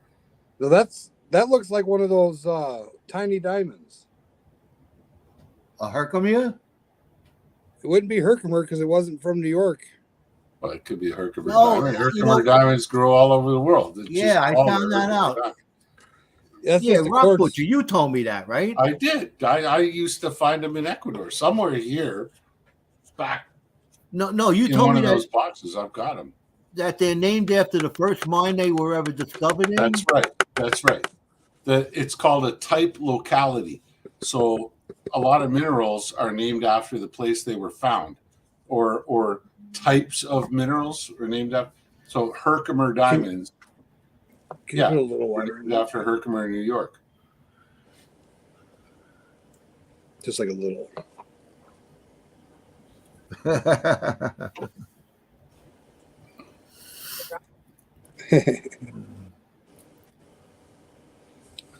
The missus is putting up with your. Yeah, mine is. Yeah, we can tell she's fresh out of the shower, raring to go.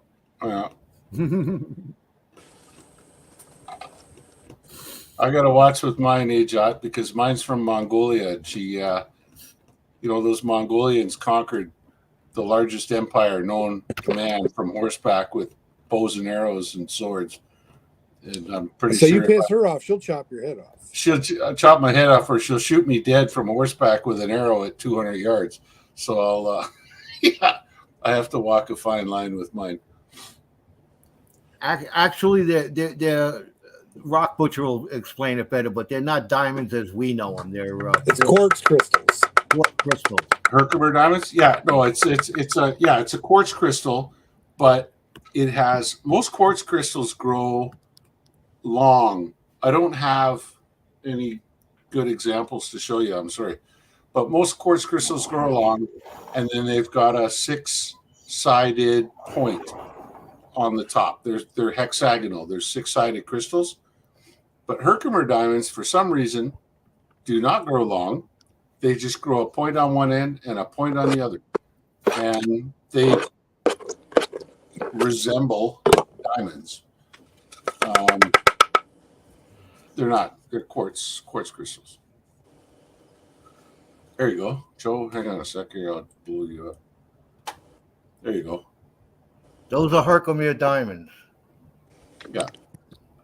Well, whatever I did with the one I had, it don't look like that. It's like a dodecahedron. You see the point on that one in there? Yeah. Mm-hmm. That's what makes them the quartz crystals, right? That's a good example of it. Yeah, that's a good example of a Herkimer diamond. Yeah.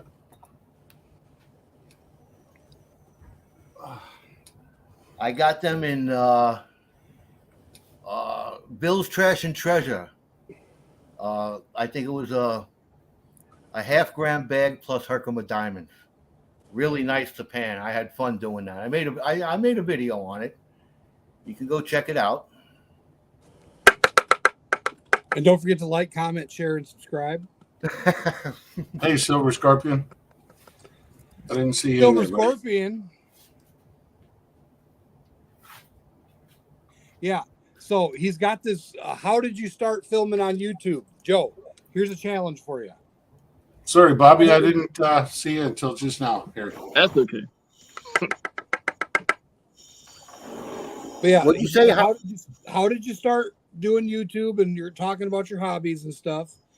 And he's also got a 2K video where if you give shout outs and explain why you like other channels and stuff like that, you can win some awesome silver.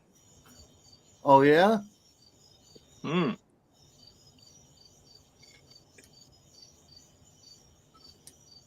But yeah, Bobby, so the square cards have to be hand stamped with a rubber stamp, not put through the machine. I'm thinking it's because of the size of it. The squareness, the odd shape.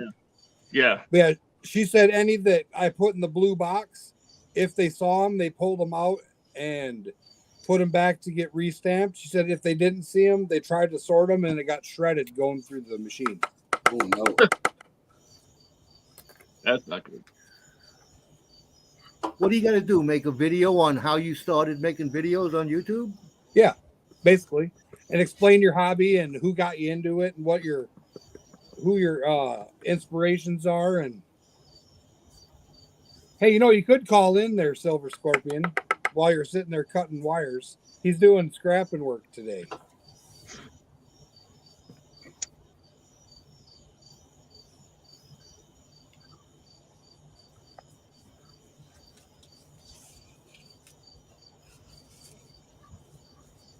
Hey, Jericho, I got another sweatshirt on today. See if you know where this one is.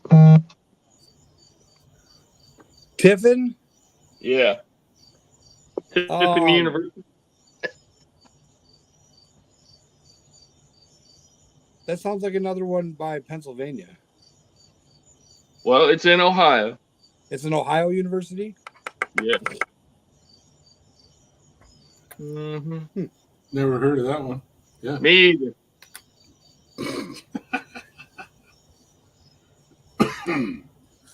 I get sweatshirts at a store near me, and I get them for like $7 to $10 a sweatshirt. Now,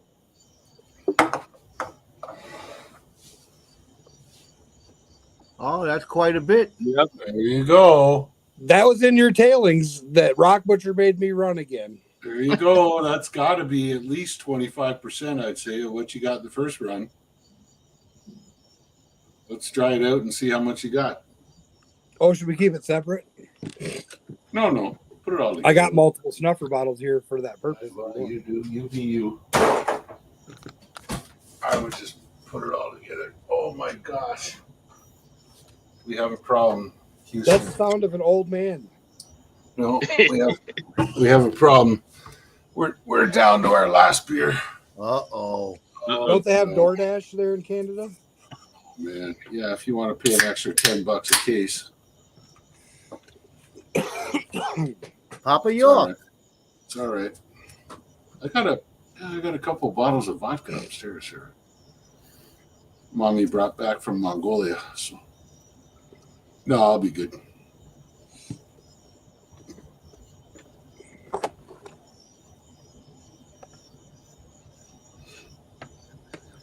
Yes, I was very calm and collected in my video. I didn't go bonkers. Yeah, I was like, what? Was he serious? And then the video ended. I was like, yep, he was dead serious. Yep. Bobby made a whoopsie. Whoops. And it was in this, because I had just dried it. You could hear it sizzling away. Usually I don't. Trick Masters, how you doing? Yeah, usually I don't dry my gold like that. I usually just leave it in the pan and let it sit out and let it air dry.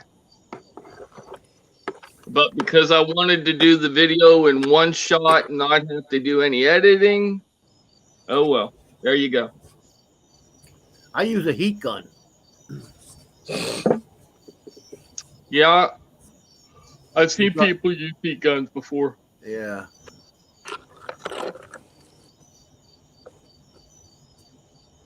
Yeah, because I got a tablet here.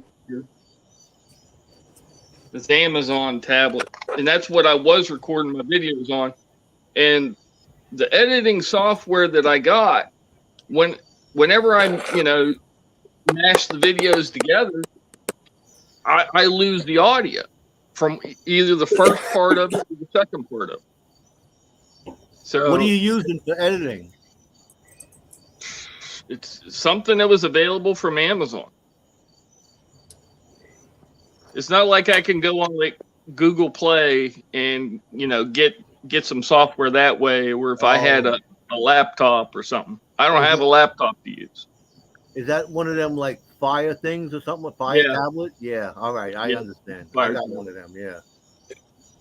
But you still can download certain stuff off of the browser. You Amazon. Allow third-party apps. Yeah, off the browser I can. Yeah. Yeah. Hi, Papa York. Hey, Papa York. I would recommend using Rush. Rush? It's a Photoshop, Adobe Rush. Oh, okay. It's like Photoshop. Uh-huh. And if you pay for it, like I think it was $35 for a year, which wasn't bad at all. I found this thing that I use on my phone. It was free, and you downloaded it, and it does, it does everything. It's called UCut. Mm-hmm. Yep, that's what Charlie likes using. Yeah, I find it. Once you get to navigate through it and know how to use it, then you add music, you add text, you can speed it up, slow it down, do whatever you want with it. And me, I'm I'm not too computer savvy, so if it's easy for me, anybody could probably do it. Especially Rock Butcher. Yeah, I'm a dinosaur. This Papa York is a new name to me. Welcome to the channel. Where are you from? What are you a prospector, or what do you do? Seems to know Kane. Safety meetings, that's what he's doing. Ah, well, safety meetings are all right, you know.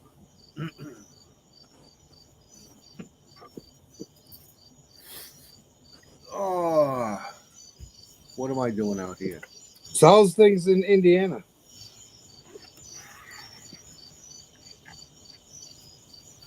Is it Take it raining? easy, old Sasquatch. Have a good night, Who's buddy. in Michigan? Good night, old Sasquatch. See you, Carl.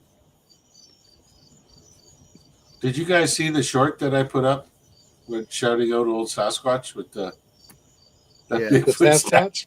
The Bigfoot statue out in front of the motel I was in. Yeah, Oh, yeah. I saw that.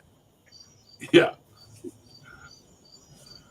I was sitting out there going, I know what I got to do now. I'm just like having a puff, and I'm like, yeah, I better do this.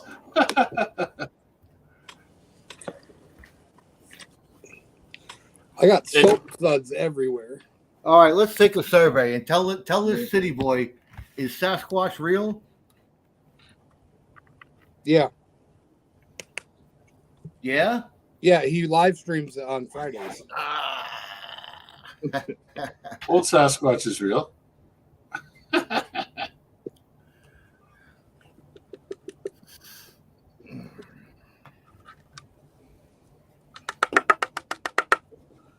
I had one of my shorts from last week for fishing get me over 3,000 views. Oh yeah. Shorts Yeah. are bizarre. I got It- a 5-second short of me panning gold with your on the son. shore lakes with my son, and it got Yep. like 2.3 thousand views. And then I put another short out of us sitting around drinking beers and eating sliders out front. And it gets 11. You know what I mean? How the hell does that work? I don't know, because my highest video that I put out was when I did Banshee Mining's Paydirt. That got me 953 views. Wow. Wow, nice. I don't think I've ever had anything over 125 views, and that was for the giveaway. Mm. Yeah, I mean, my longer videos get, 36 or whatever, 25 views. But it's you guys, And, Oh, yeah. But those shorts, it's nuts. Well, you The- know, the- you can go in there and look at the analytics to what country the people are watching your videos in. Okay. You're And gonna find that most of your shorts are like Vietnam, Oh, Mongolia. yeah, overseas. Really? Yeah. Like my Oh, number one country was India. Wow. So I was wondering, like, is it a keyword? Is it like because I say gold or Just random. yeah? That's really odd. Yep. Time of day you release it might play a big part, says Kane. Yeah. Yeah? Yeah, could be. So what's the best time of day to release it? When it's lunchtime in Mumbai? I don't know. Maybe. Well, God you knows. can always well, so with my tablet, it has YouTube Studio on it. Mm-hmm. And on my phone, I don't have such a thing as YouTube Studio. You can. Right, Yeah, I you- can't. I'd have to download it. I No, you found type that it in out. the browser. Yeah. And so when I upload the videos off my tablet, it says, what time do you want it to air? I've seen that. Yes. Yeah. So I usually just, whenever it finishes doing whatever it does and I get final approval, I just upload. I don't care Yeah. what time of day it Yeah, is. me too. Me too. Because, Yeah, you know, I never had that option. I was looking through that today, how to make a premiere video, and you have to set all the parameters for it and everything before on that thing I was telling you about, the U-Cut. Once you upload it, it goes right to YouTube. Yeah, but see, you can upload it from your phone and not through the U-Cut. I'd have to But that's transfer he's it talking from about. He's talking about after he's edited it with UCut. Yeah, he can save it to his phone and then upload it. yeah. Yeah, I'm gonna have to look at that. How to do that? Save it to the phone. Hi, Hardcore Copper. How you doing? We're discussing how to make videos. Well, you know, it's funny. After I posted my second video, I found where I could go in and do a live. And then it's, you know, so I clicked on the thing and it said, okay, in 24 hours time, you can do a live. Like, Yeah, because you had to verify. I didn't have to wait for no certain amount of subscribers, no certain amount of views, nothing. You just had to wait 24 hours. Just had to wait 24 hours. Shit. Wow. Maybe I'll go live tomorrow morning. See who shows up. Handsome gold. Depends on what time it is. I might be sleeping. Well, Because I'm at work right now. I'm on my lunch break. And I usually don't get off until 11 p.m., but tonight they got me staying to midnight. Well, me, my ritual is I get up at 9 o'clock. I make my coffee. I come down here. I feed the squirrel. I feed the birds. I sit out there, have a second cup of coffee, smoke a few cigarettes. And by that time, it's starting to get hot, and I don't want to do nothing. So I got to start early in the morning. Yeah. Hardcore Copper says you just can't go live from your phone through YouTube without 1,000 subs. 100 subs. Oh, 100 subs. I think it's 100 subs with your computer. I don't know about, but is there a phone difference? Yeah, it's 100 subs for the phone, too. But you can go to StreamYards through browser and stream direct from there. What are we running now here? That's 406. Well, I don't know if you can see it through the bag. Looks pretty dark. Yeah, That's all the magnetics. yeah, but you've also bound up all the gold in it, so get your magnet up there. There we go. Well, he said to stick a magnet to it. Yeah. Well, yeah, okay, that works. That when he sent me that bag of gold, that's how I opened the video. I had my magnet sitting sideways on the bag. See, Jericho, Joe, show Jericho that magnet you got. Jericho, you got to get one of these. You see Yeah, I that? know. And then it got some release on it. That's it. Yeah. So when you get all that stuff in your pan, you soak it up on the magnet, put it into another pan, but it's important you got water in the other pan, and you drop it in one spot. Yeah. And then you pick it up again and you move it over and you drop it in another spot. You pick it up again, you move it over, drop it in another spot. And every time you pick it up and drop it, it will release the non-magnetic stuff onto the bottom of the pan. And if you do it that 3-4 times, then you can be pretty sure that the fourth time, what you drop off is going to be just pure magnetite. It's not going to ilmenite. It's not going to have any gold stuck in it. You can put the other stuff back in your regular pan. I got to go through this whole thing doing that. That would take you. It'll take you 5 minutes, Joe.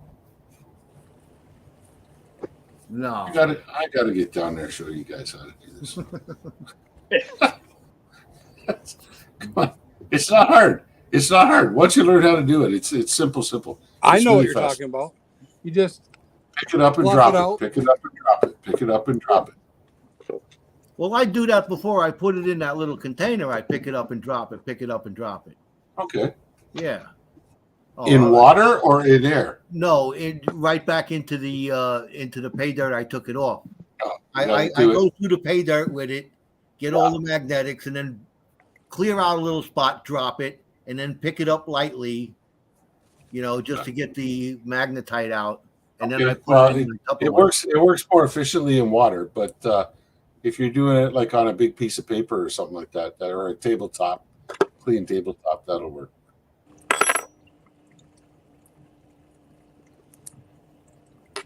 These are magnets from a hard drive recycled by Silver Scorpion.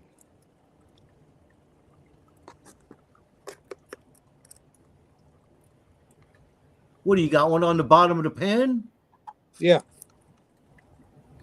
I never thought of that. Just seeing how horribly magnetic this is, and it's pretty bad.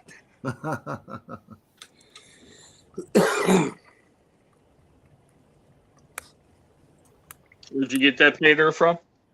That is from 406 in Montana. Take care, hardcore copper. Have a good evening. Yeah. I said these are magnets.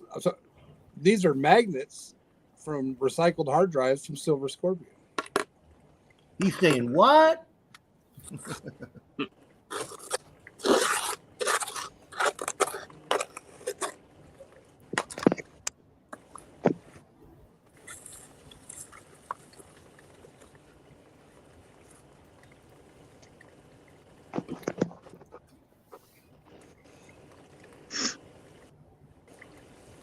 I think I might have should have kitchen strainer classified this out.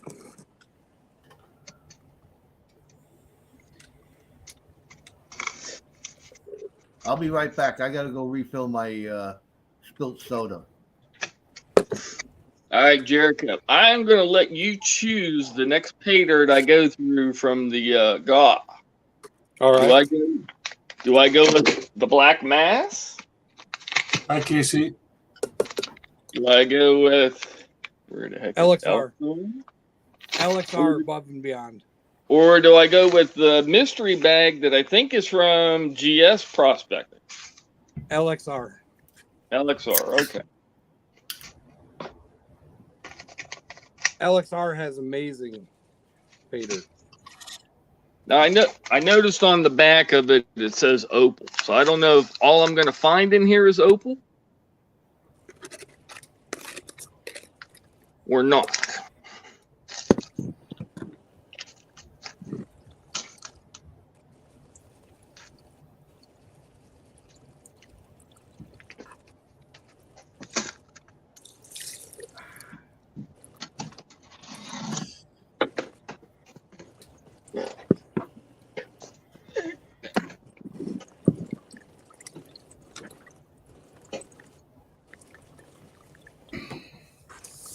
Here we go.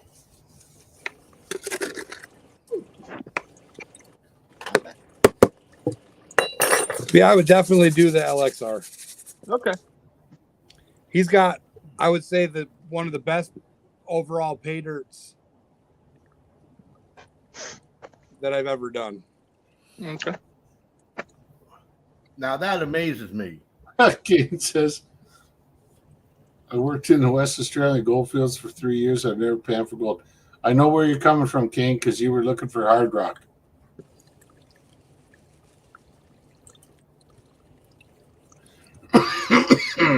Spending that amount of time, I would have to, it would just do as the Aussies do, pan for gold. Now, if you're looking for hard rock, you're not looking for the little sugar frosting on top. You're looking for the millions of ounces. Yeah, you're looking for the giant pile. That's it.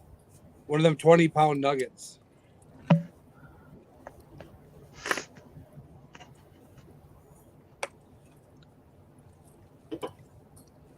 I'll settle for a 10 grammer. It's 11.99 grams. Oh, sorry.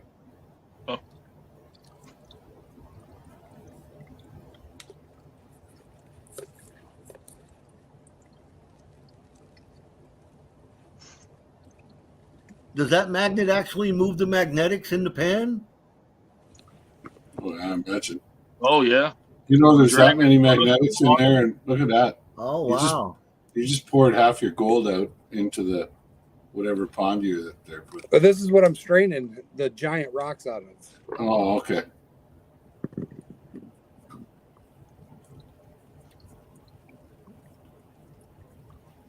Yeah. I mean, there's a lot of stuff stuck in the black sand, but it's coming out. It will. Just pick it up and move it. Pick it up and move it. You need to get a miller's table for that. I need one of them blue bowls. Well, that too. I was talking to somebody about making a Miller table for the toolbox sluice. So if the 3D printing of that works, I'll let you know, because I know you got a toolbox sluice. And hey, why not have an attachment? I do have a toolbox sluice. Where is it? Let's see. Oh, wait, I gotta go that way. Hey, here it is. Got my toolbox sluice.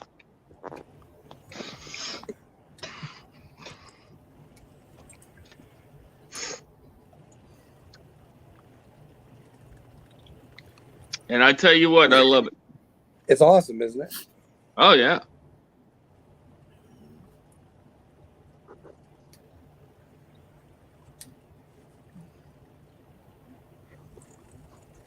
Yeah, because once you get all the plus 20 out of it, you can just throw everything in there.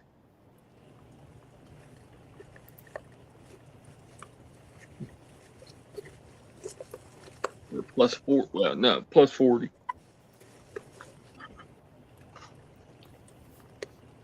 Caden was working. He was drilling blast in the big open pits. So, yeah.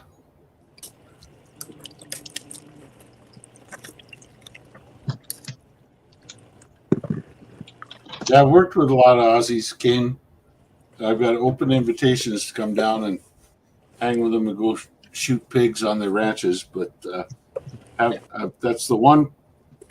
Well, apart from Antarctica, that's the one continent on this entire planet I haven't worked on. So, Well, you know how I feel about Australia. How do you feel? how do you feel about Australia?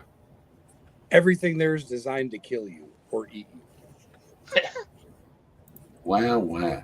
Poison octopuses, poison squid, poison frogs, poison lizards, poisonous snakes, poisonous. Just don't touch the bugs, Jericho. It's easy. And then the tarantula spiders that are big enough to grab a basketball and start dribbling it down the road.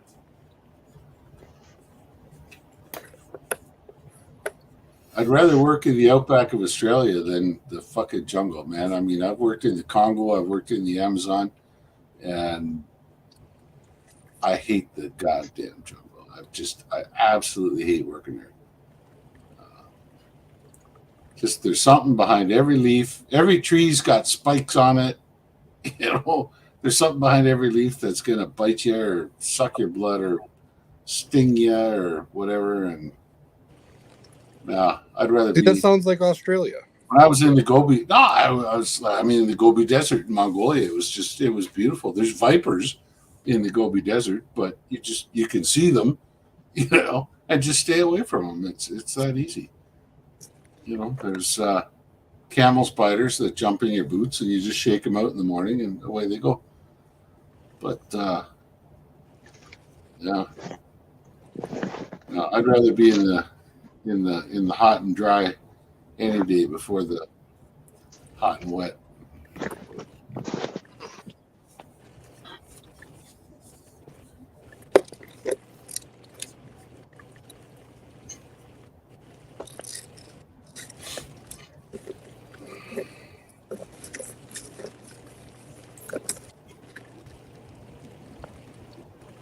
Can I get a $200 claim in South Dakota? Deadwood, that's what they made that movie series on HBO about, right? Yep. There's a lot of claims available in South Dakota.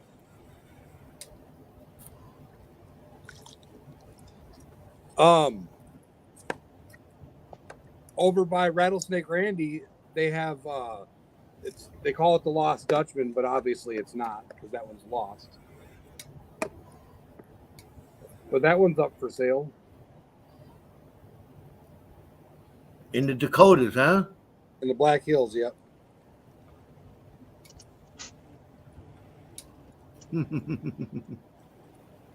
I gotta try that.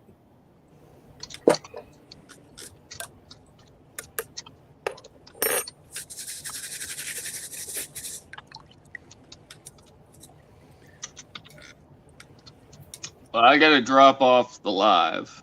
I'll still be All right, buddy. I have to go back to work. So Work Don't hard. work too hard. Hardly work. Have fun.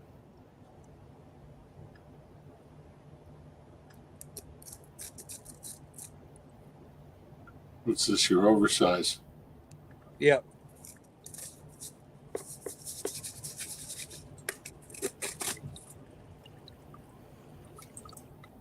Good night there, Silver Scorpion. Good night, Silver. Later, Silver.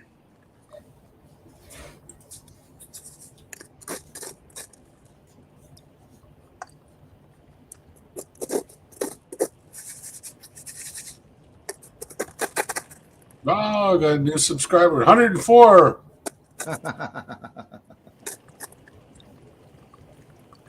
Not one that was on our channel either. Bacchus 573. Yeah, he's one. He was here. He just He was learned. here. Oh, Yeah. okay. I didn't see the name. Who was that? Who was just on the live stream there with us? That's Bobby in the basement. Probably in the basement. Oh, my nemesis. Yep. Your bidding nemesis. There he goes. Yeah. Oh, Cade's got a bail. Help his mom. All right, Ken Friday. Thanks for coming, Take care, buddy. everybody. Say hi to your mom from us across the ocean.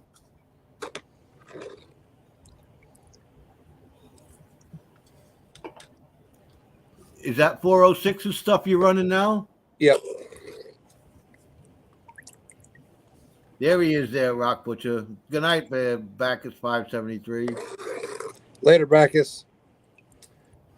Yeah, I think I'm already subscribed to Bobby in the Basement. Let me just check. Yeah, I'm subscribed to him. Yeah.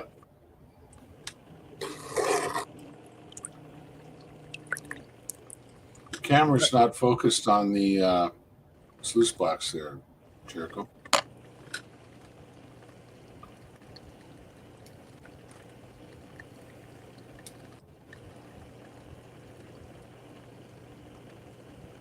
Good.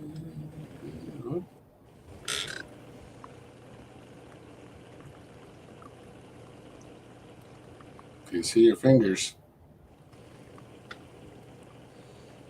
There we go. I moved There we go. stuff when I was cleaning, so. Yeah, there we go. No, you're good.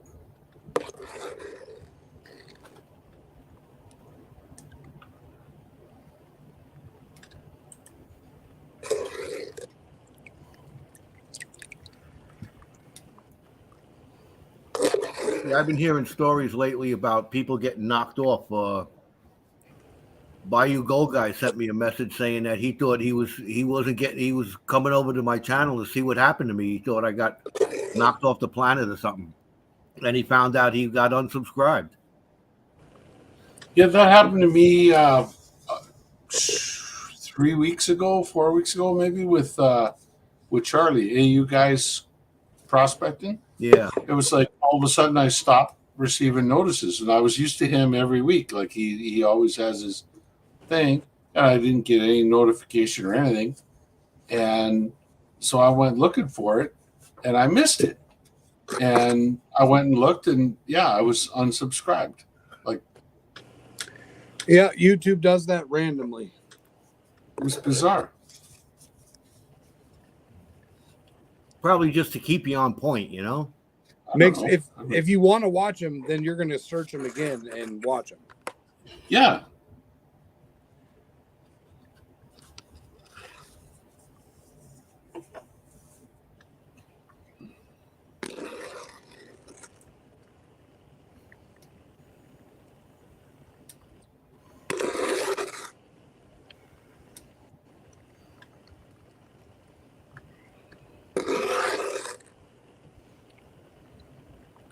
Yeah, Bobby, Yeah, that's right. If they say if you aren't in your general area, they'll remove you. But at the same time, like I watch Kentucky Ballistics, for example, and I mean they're nowhere near my area. But well, now see, Charlie and I I've been- are in Rock Butcher's geographical area. yeah, that's it. That's exactly. Even Well, though he's in Canada, so he's less than, you're what, 8 hours away? 8 hours from your house. Yeah. Yeah, I mean it's it's bizarre. I really don't understand how they work that kind of algorithm on.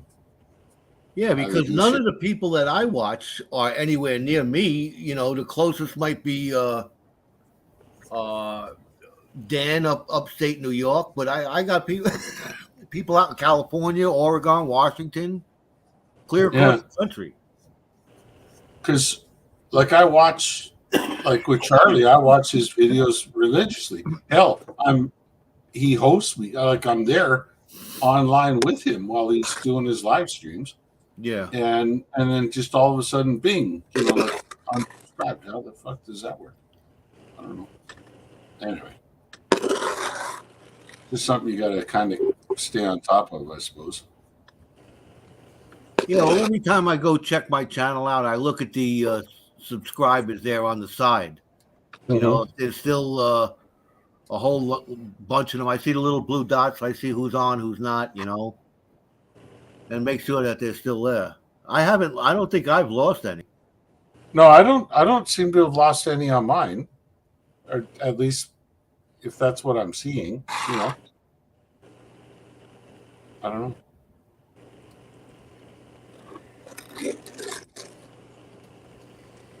Well, I suffered the purge. I'll tell you that. The purge.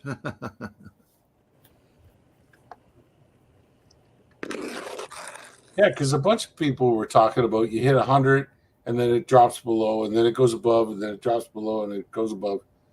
And I mean, maybe that's tomorrow's problem for me. I don't know. Yeah, it's coming. Trust me. Yeah.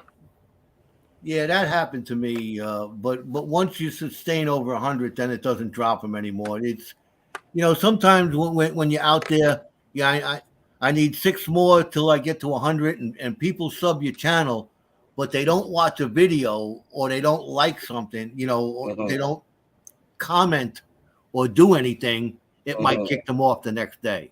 Gotcha.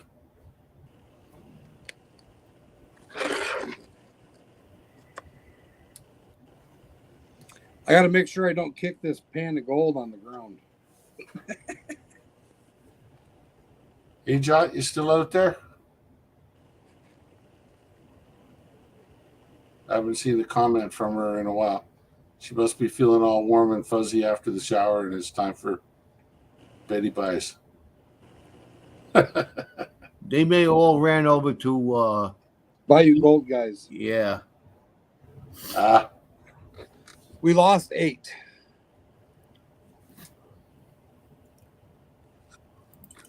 Where are we? We're at 7 here. Oh, we're at 8. Oh, we're at 7.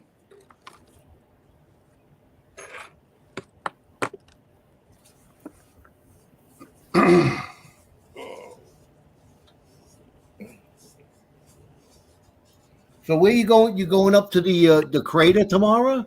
Yep, we're going to the crater in the morning. How far of a trip is that for you? It'll be a 7-hour of driving, not one way, but round trip, 7-hour drive. Oh, all right, that ain't bad. Oh, you're doing it all? You're just going for the day? Yeah.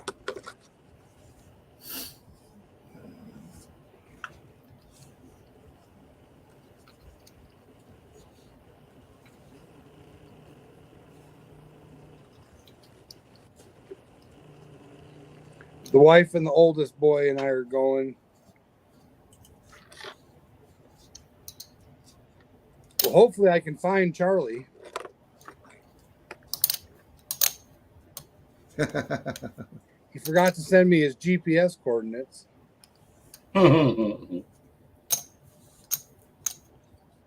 because you don't have cell service there at all.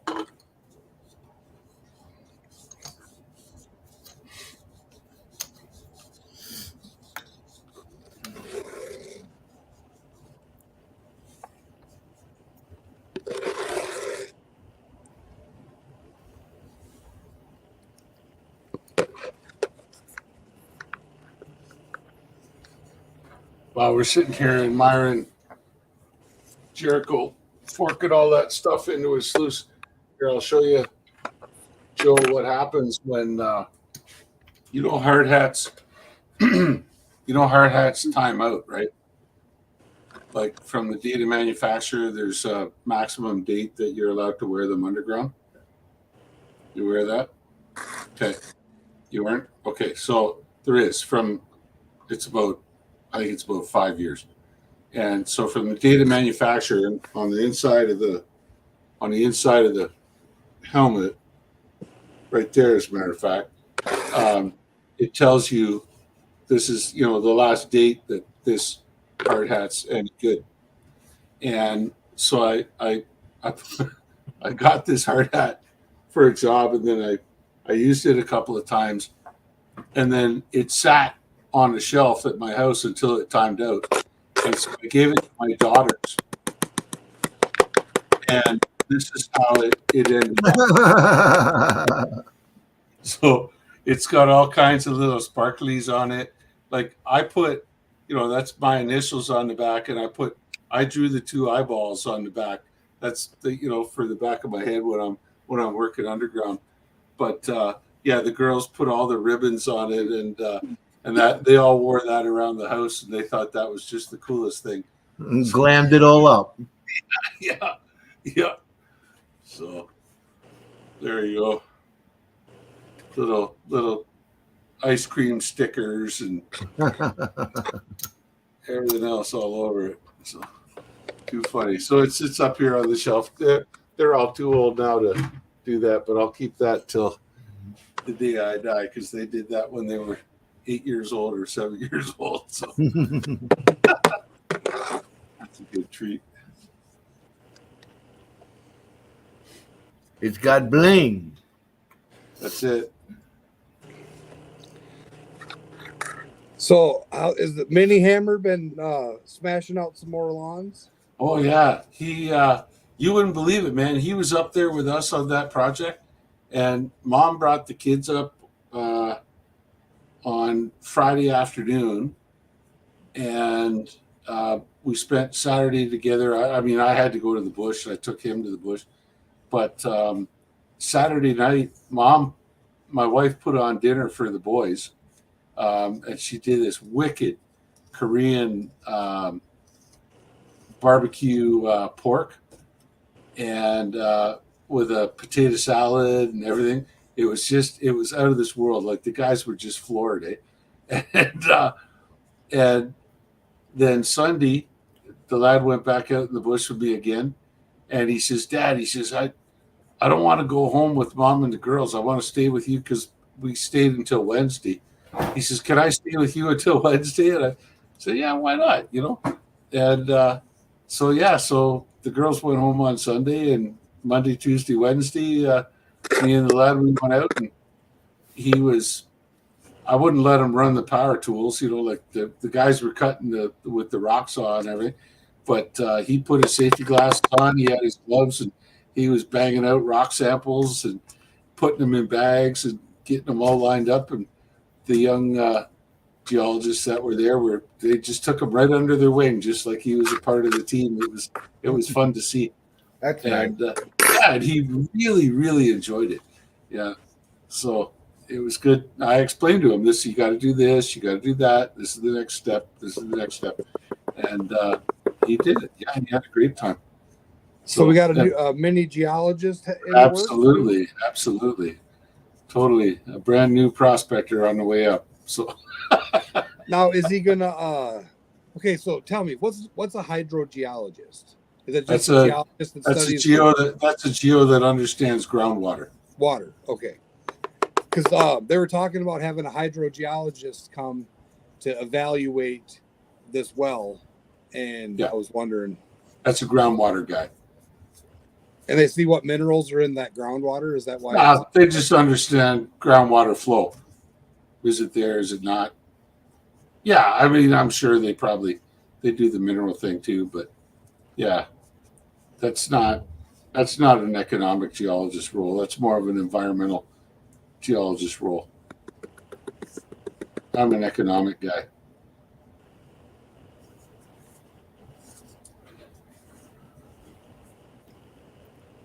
Look at the intensity on his face. Mm-hmm. I don't have my bifocals on. I can't see.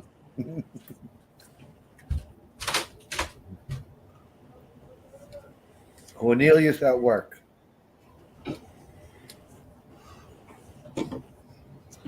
Was that you or Mr. Minnick saying that? I think Mr. Minnick. Yeah, the funny thing about having that young fella, my young lad out in the field, was, boy, I'll tell you, we had supper, and he's used to staying up. If he's on days off and he doesn't have school tomorrow, he's up till 11 o'clock or whatever, playing on his phone. And man, we'd have dinner, and by 8 o'clock, 8:30, he was boom, flat out in bed and gone. We had my one of the neighbors came down, was with my wife having, coffee and stuff up on the porch there, and had brought her little girl with her, a little 9-year-old girl. And it just happened that the girl was interested in rocks and stuff like that. So I says, well, I bought 4 bags of Andy K's K-Dirt, like $20 a bag, and you get all kinds of gemstones in it, and you get a little bit of gold, like 0.15 or 0.2 grams of gold, but for $20 with all the gemstones, it's great, Sure. So I says, do you want a pan for gold? She seemed interested. My wife told her, I showed her my little vial of gold, and she was all. So we came down here. We opened up one of those little bags, we took out all the gemstones, and it surprised the hell out of me that she was naming all the stones that came out of there. Wow. She actually, I said, well, I got a list of stuff that you can refer to. No, there's some jasper in there. There's some, this looks like amethyst. That's a nice, I was impressed, man. Wow. Good. And then we panned for the gold. I put it in a little vial and sent it home with all the little rocks. Right on. The kids love that, man. Yeah, they totally do. Yeah. Yeah. Oh, that's a great experience for them. I get a kick out of seeing the enthusiasm. Mm-hmm. And it's not plugged in. Yeah, like they're truly interested Right. in learning how to do it. It's amazing how once you get them engaged like that, they completely forget about things like phones and tablets and everything else. Like they're just totally focused on what you're doing. Yeah. Yeah. And I just I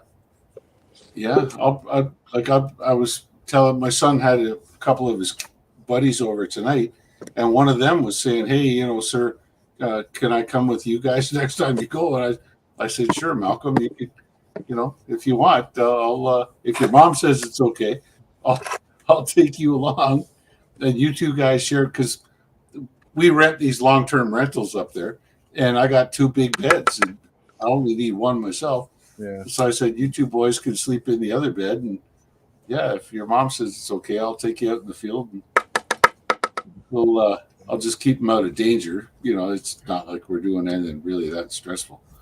Can I go? Can I? Sure, go? Joe. Yeah. Yeah. I want to go when it's not for lithium. Yeah, you can go, Joe. There's actually a futon in the room too, so you could get the futon. We'll get the 2 young guys in the big bed, and then the 4 of us will all sit there. And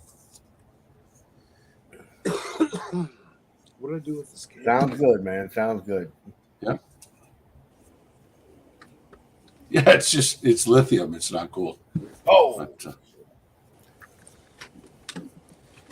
I mean, Joe might need to take some lithium. I don't know. You might find you might find a little bit of gold. There's no shortage of gold just north of there, immediately north of that area. So like if you're panning in glacial tills and stuff like that, it's quite possible you find gold in the creeks. Oh But yeah. you wouldn't find a whole lot of it, but you would find some for sure. Yeah. Well, that's what I'm expecting out of my Montana trip. All I want to do is I want to dig some dirt out of the earth, classify it down, pan it out, and find Get a piece gold of that gold. no other man has found before. That's right. That's one off the bucket list. It's definitely neat, and you appreciate it more. Mm-hmm. Yeah, I left a comment on Vendetta's video about him out there prospecting in the 102 degrees in Arizona desert. I said, that's the real deal, man.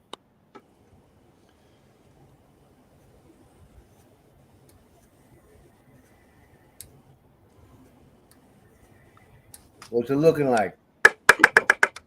I don't know where my torch is, so I'm air drying it. Air drying it. I'll be right back.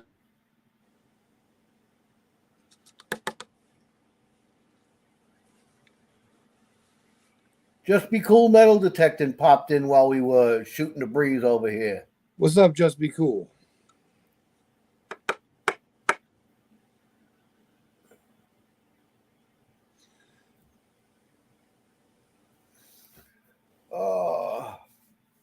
I don't even know where my lighter is. Here we go.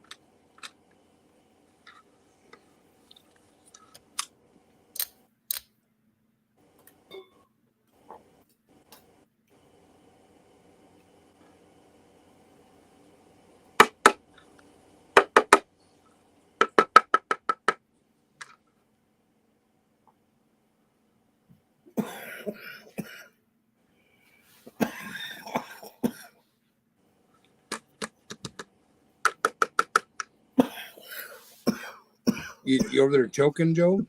Yeah.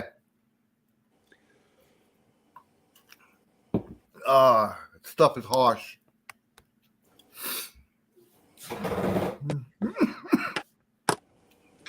One of these days, I'm going to show you how to dry gold in the microwave. In the microwave. Toaster oven. Oh.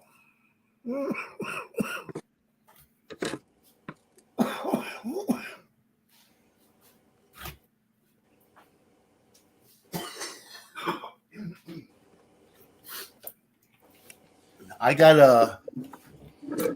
use a heat gun. This was for putting monocoat on airplane wings when I used to fly airplanes. Yep.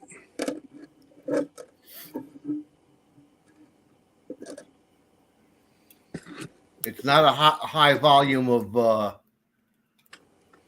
airflow. It's a high volume of heat, so it works rather well.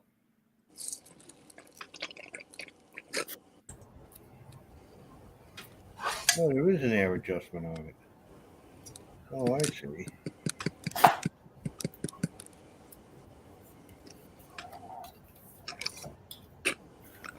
Oh, that's not a bad. Is that what you just panned? No, I'm still working on that. Oh, that's the first batch? Yep.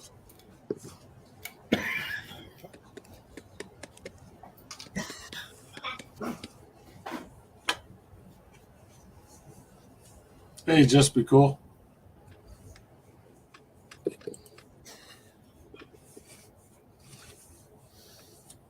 Hey, Joe. Oh, he's gone.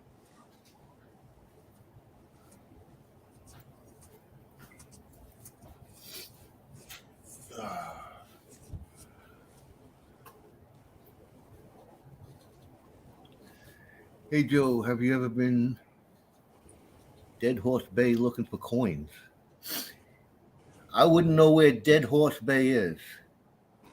Is it in New York?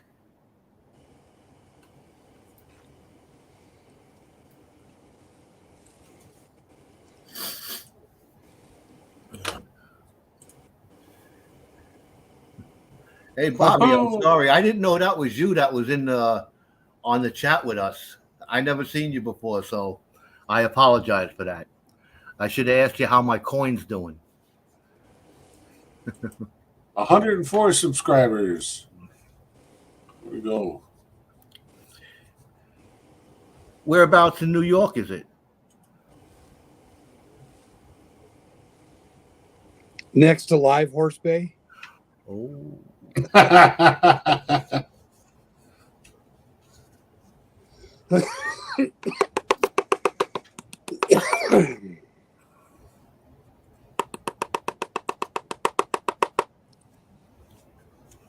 I got bags and bags of. Let me show you this. Where are they? Oh, I see now. Yeah, I'm looking at from what Bobby was saying in terms of looking at where your shorts are being viewed. Yeah, like the cutting channel samples, 16.7% were from Russia. 8.3 India, 15% US, Brazil, Ukraine. That's bizarre. Is old Sasquatch still in here? No, I think he bailed. Yeah, he had to go. So I heard that you can buy horse meat in Michigan at the store like steaks. I thought that was illegal in this country. Horse meat's I've eaten horse meat a bunch of times. It's actually pretty good, but it's usually like a winter meat. You don't want to. It's full of calories, and like in Mongolia, we would eat it in the wintertime when you needed extra energy for working. But and the French, of course, they eat it all the time. But Well, that's the gold from the 406. I don't know if you're going to be able to see it. Oh, Come Dead on. Horse Bay is in Brooklyn, huh? Let's take a look at this, and I'll tell you, Bobby. I got to do a different camera. Oh, this is fucked up here. I looking for coins. I haven't really gotten a chance to go metal detecting. I have the metal detectors because my father used to do it, and like he found all kinds of coins. These are just two little bags that I pulled out. I just reached into the one bag and pulled out two 1943 Barber dimes. All kinds of stuff that he used to find. But where he used to go is out to Jones Beach State Park, and he used to go in the water, and he used to go to Heckscher State Park out there in Long Island, and that's where mostly he found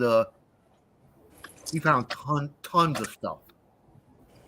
He used to find kids' high school rings in April when they're going to graduate in June, that they lost them already.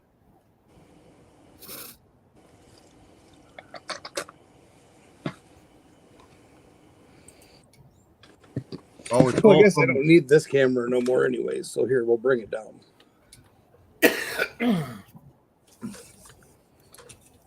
oh, you can't metal detect there. Well, yeah.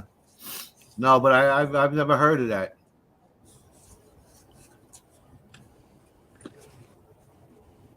Yeah, that's bizarre. He's saying this other video. I'm sorry, I'm completely different subject here, guys. But See the tiny little gold from the 406? Yeah. yeah, Wow, look at that. Wow. All right. That's little stuff. I'll get it all together. Let's see what it weighs. Well, I'm washing that back in the tailings bucket. Why? So Joe has some gold in his dirt. Oh, okay. You're a good man, Charlie Brown. Hi, Jimmy.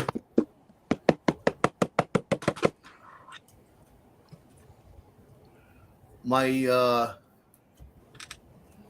my father was on a he used to be he was in the operating engineers in New York, and he was on the excavation site for the Jacob Javits Center over there on the west side of Manhattan, about somewhere around 38th Street, something like that, on the west side. And they dug it all up. And he used to come home with these old, like, elixir bottles, little Medicine bottles. yeah, little medicine bottles, little inkwell bottles, and stuff like that. He had a whole bunch of them. I don't know if I got any over here. I might have one sitting up there. Let me see if I can't grab it.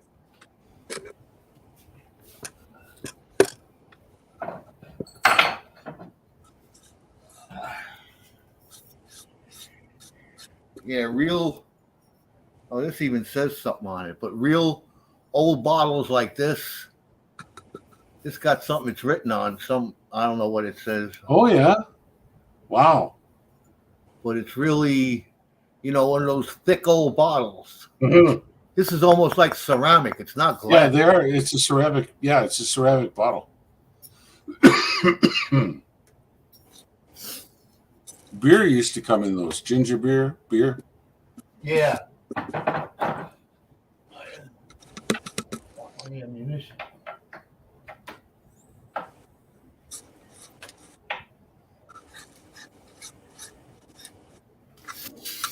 Hercules. Are you being naughty?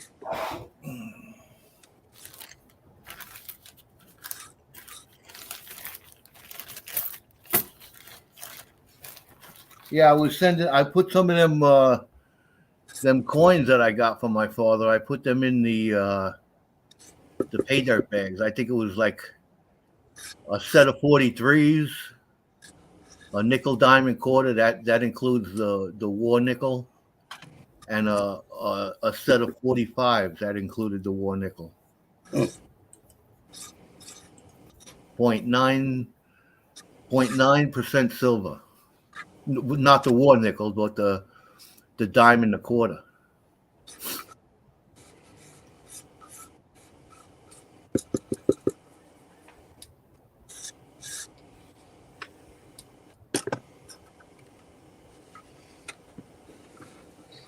North Carolina's in the house. Jamie, how you doing?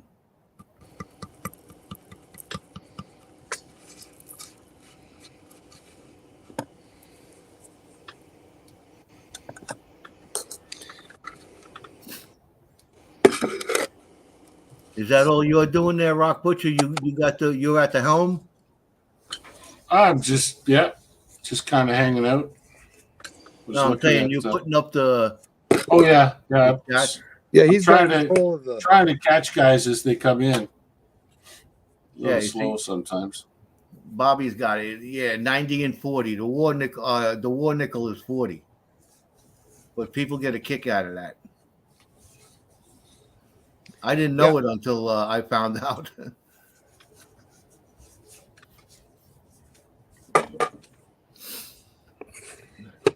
I don't know if I told you guys, I made the mistake when I was really new to this. I was talking to Reg Lab, and he's the one who actually got me going, starting to make videos, So when I got my stickers, I think I wanted to send him some stickers, so I sent him some stickers and I sent him some coins. But I didn't realize at the time that his address was in Canada. And what did he want? He didn't want no American coins, Oh, he likes them. But yeah, I found that out later. But it struck me, Oh, I shouldn't have sent him American coins, And then I found out that he liked them, so it all worked out. All right. So who guessed what? Yeah, I know, Bobby, that Jericho sent you one in the mail. I know. What I sent him? Yeah, you sent him my coin. A wheat penny and a No. nickel? My gold panning gold coin that he bought, that he outbid me, that he snaked me on. Ha ha ha ha ha.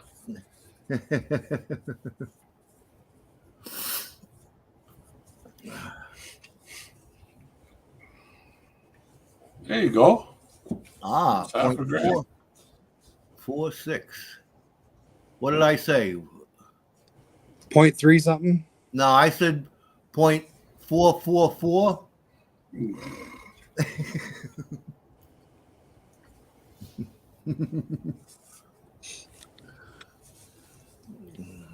There you go. Nothing wrong with Yep. that. Gram out of the Colorado stuff.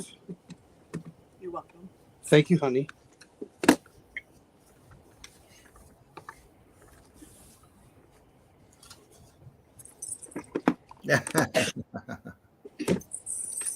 Ah, it hurt. It hurt. But yeah, YouTube. So, I got to do a comment picker thing, don't I? Did he?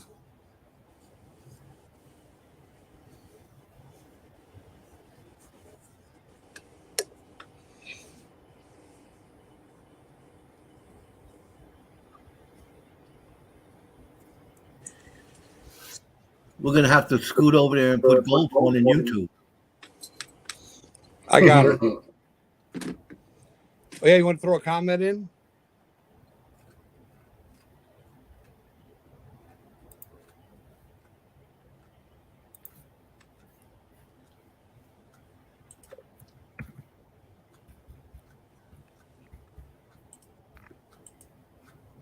You can put whatever kind of comment you want.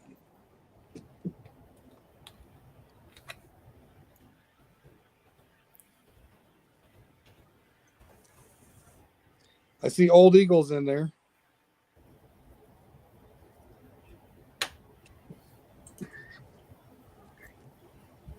What's it? The two of us?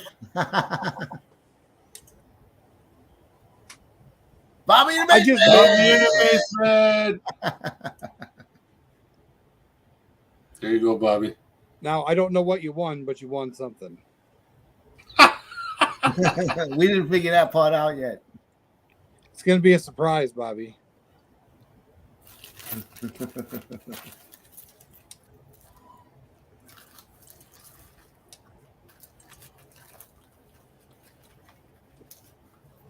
But yeah, whoa.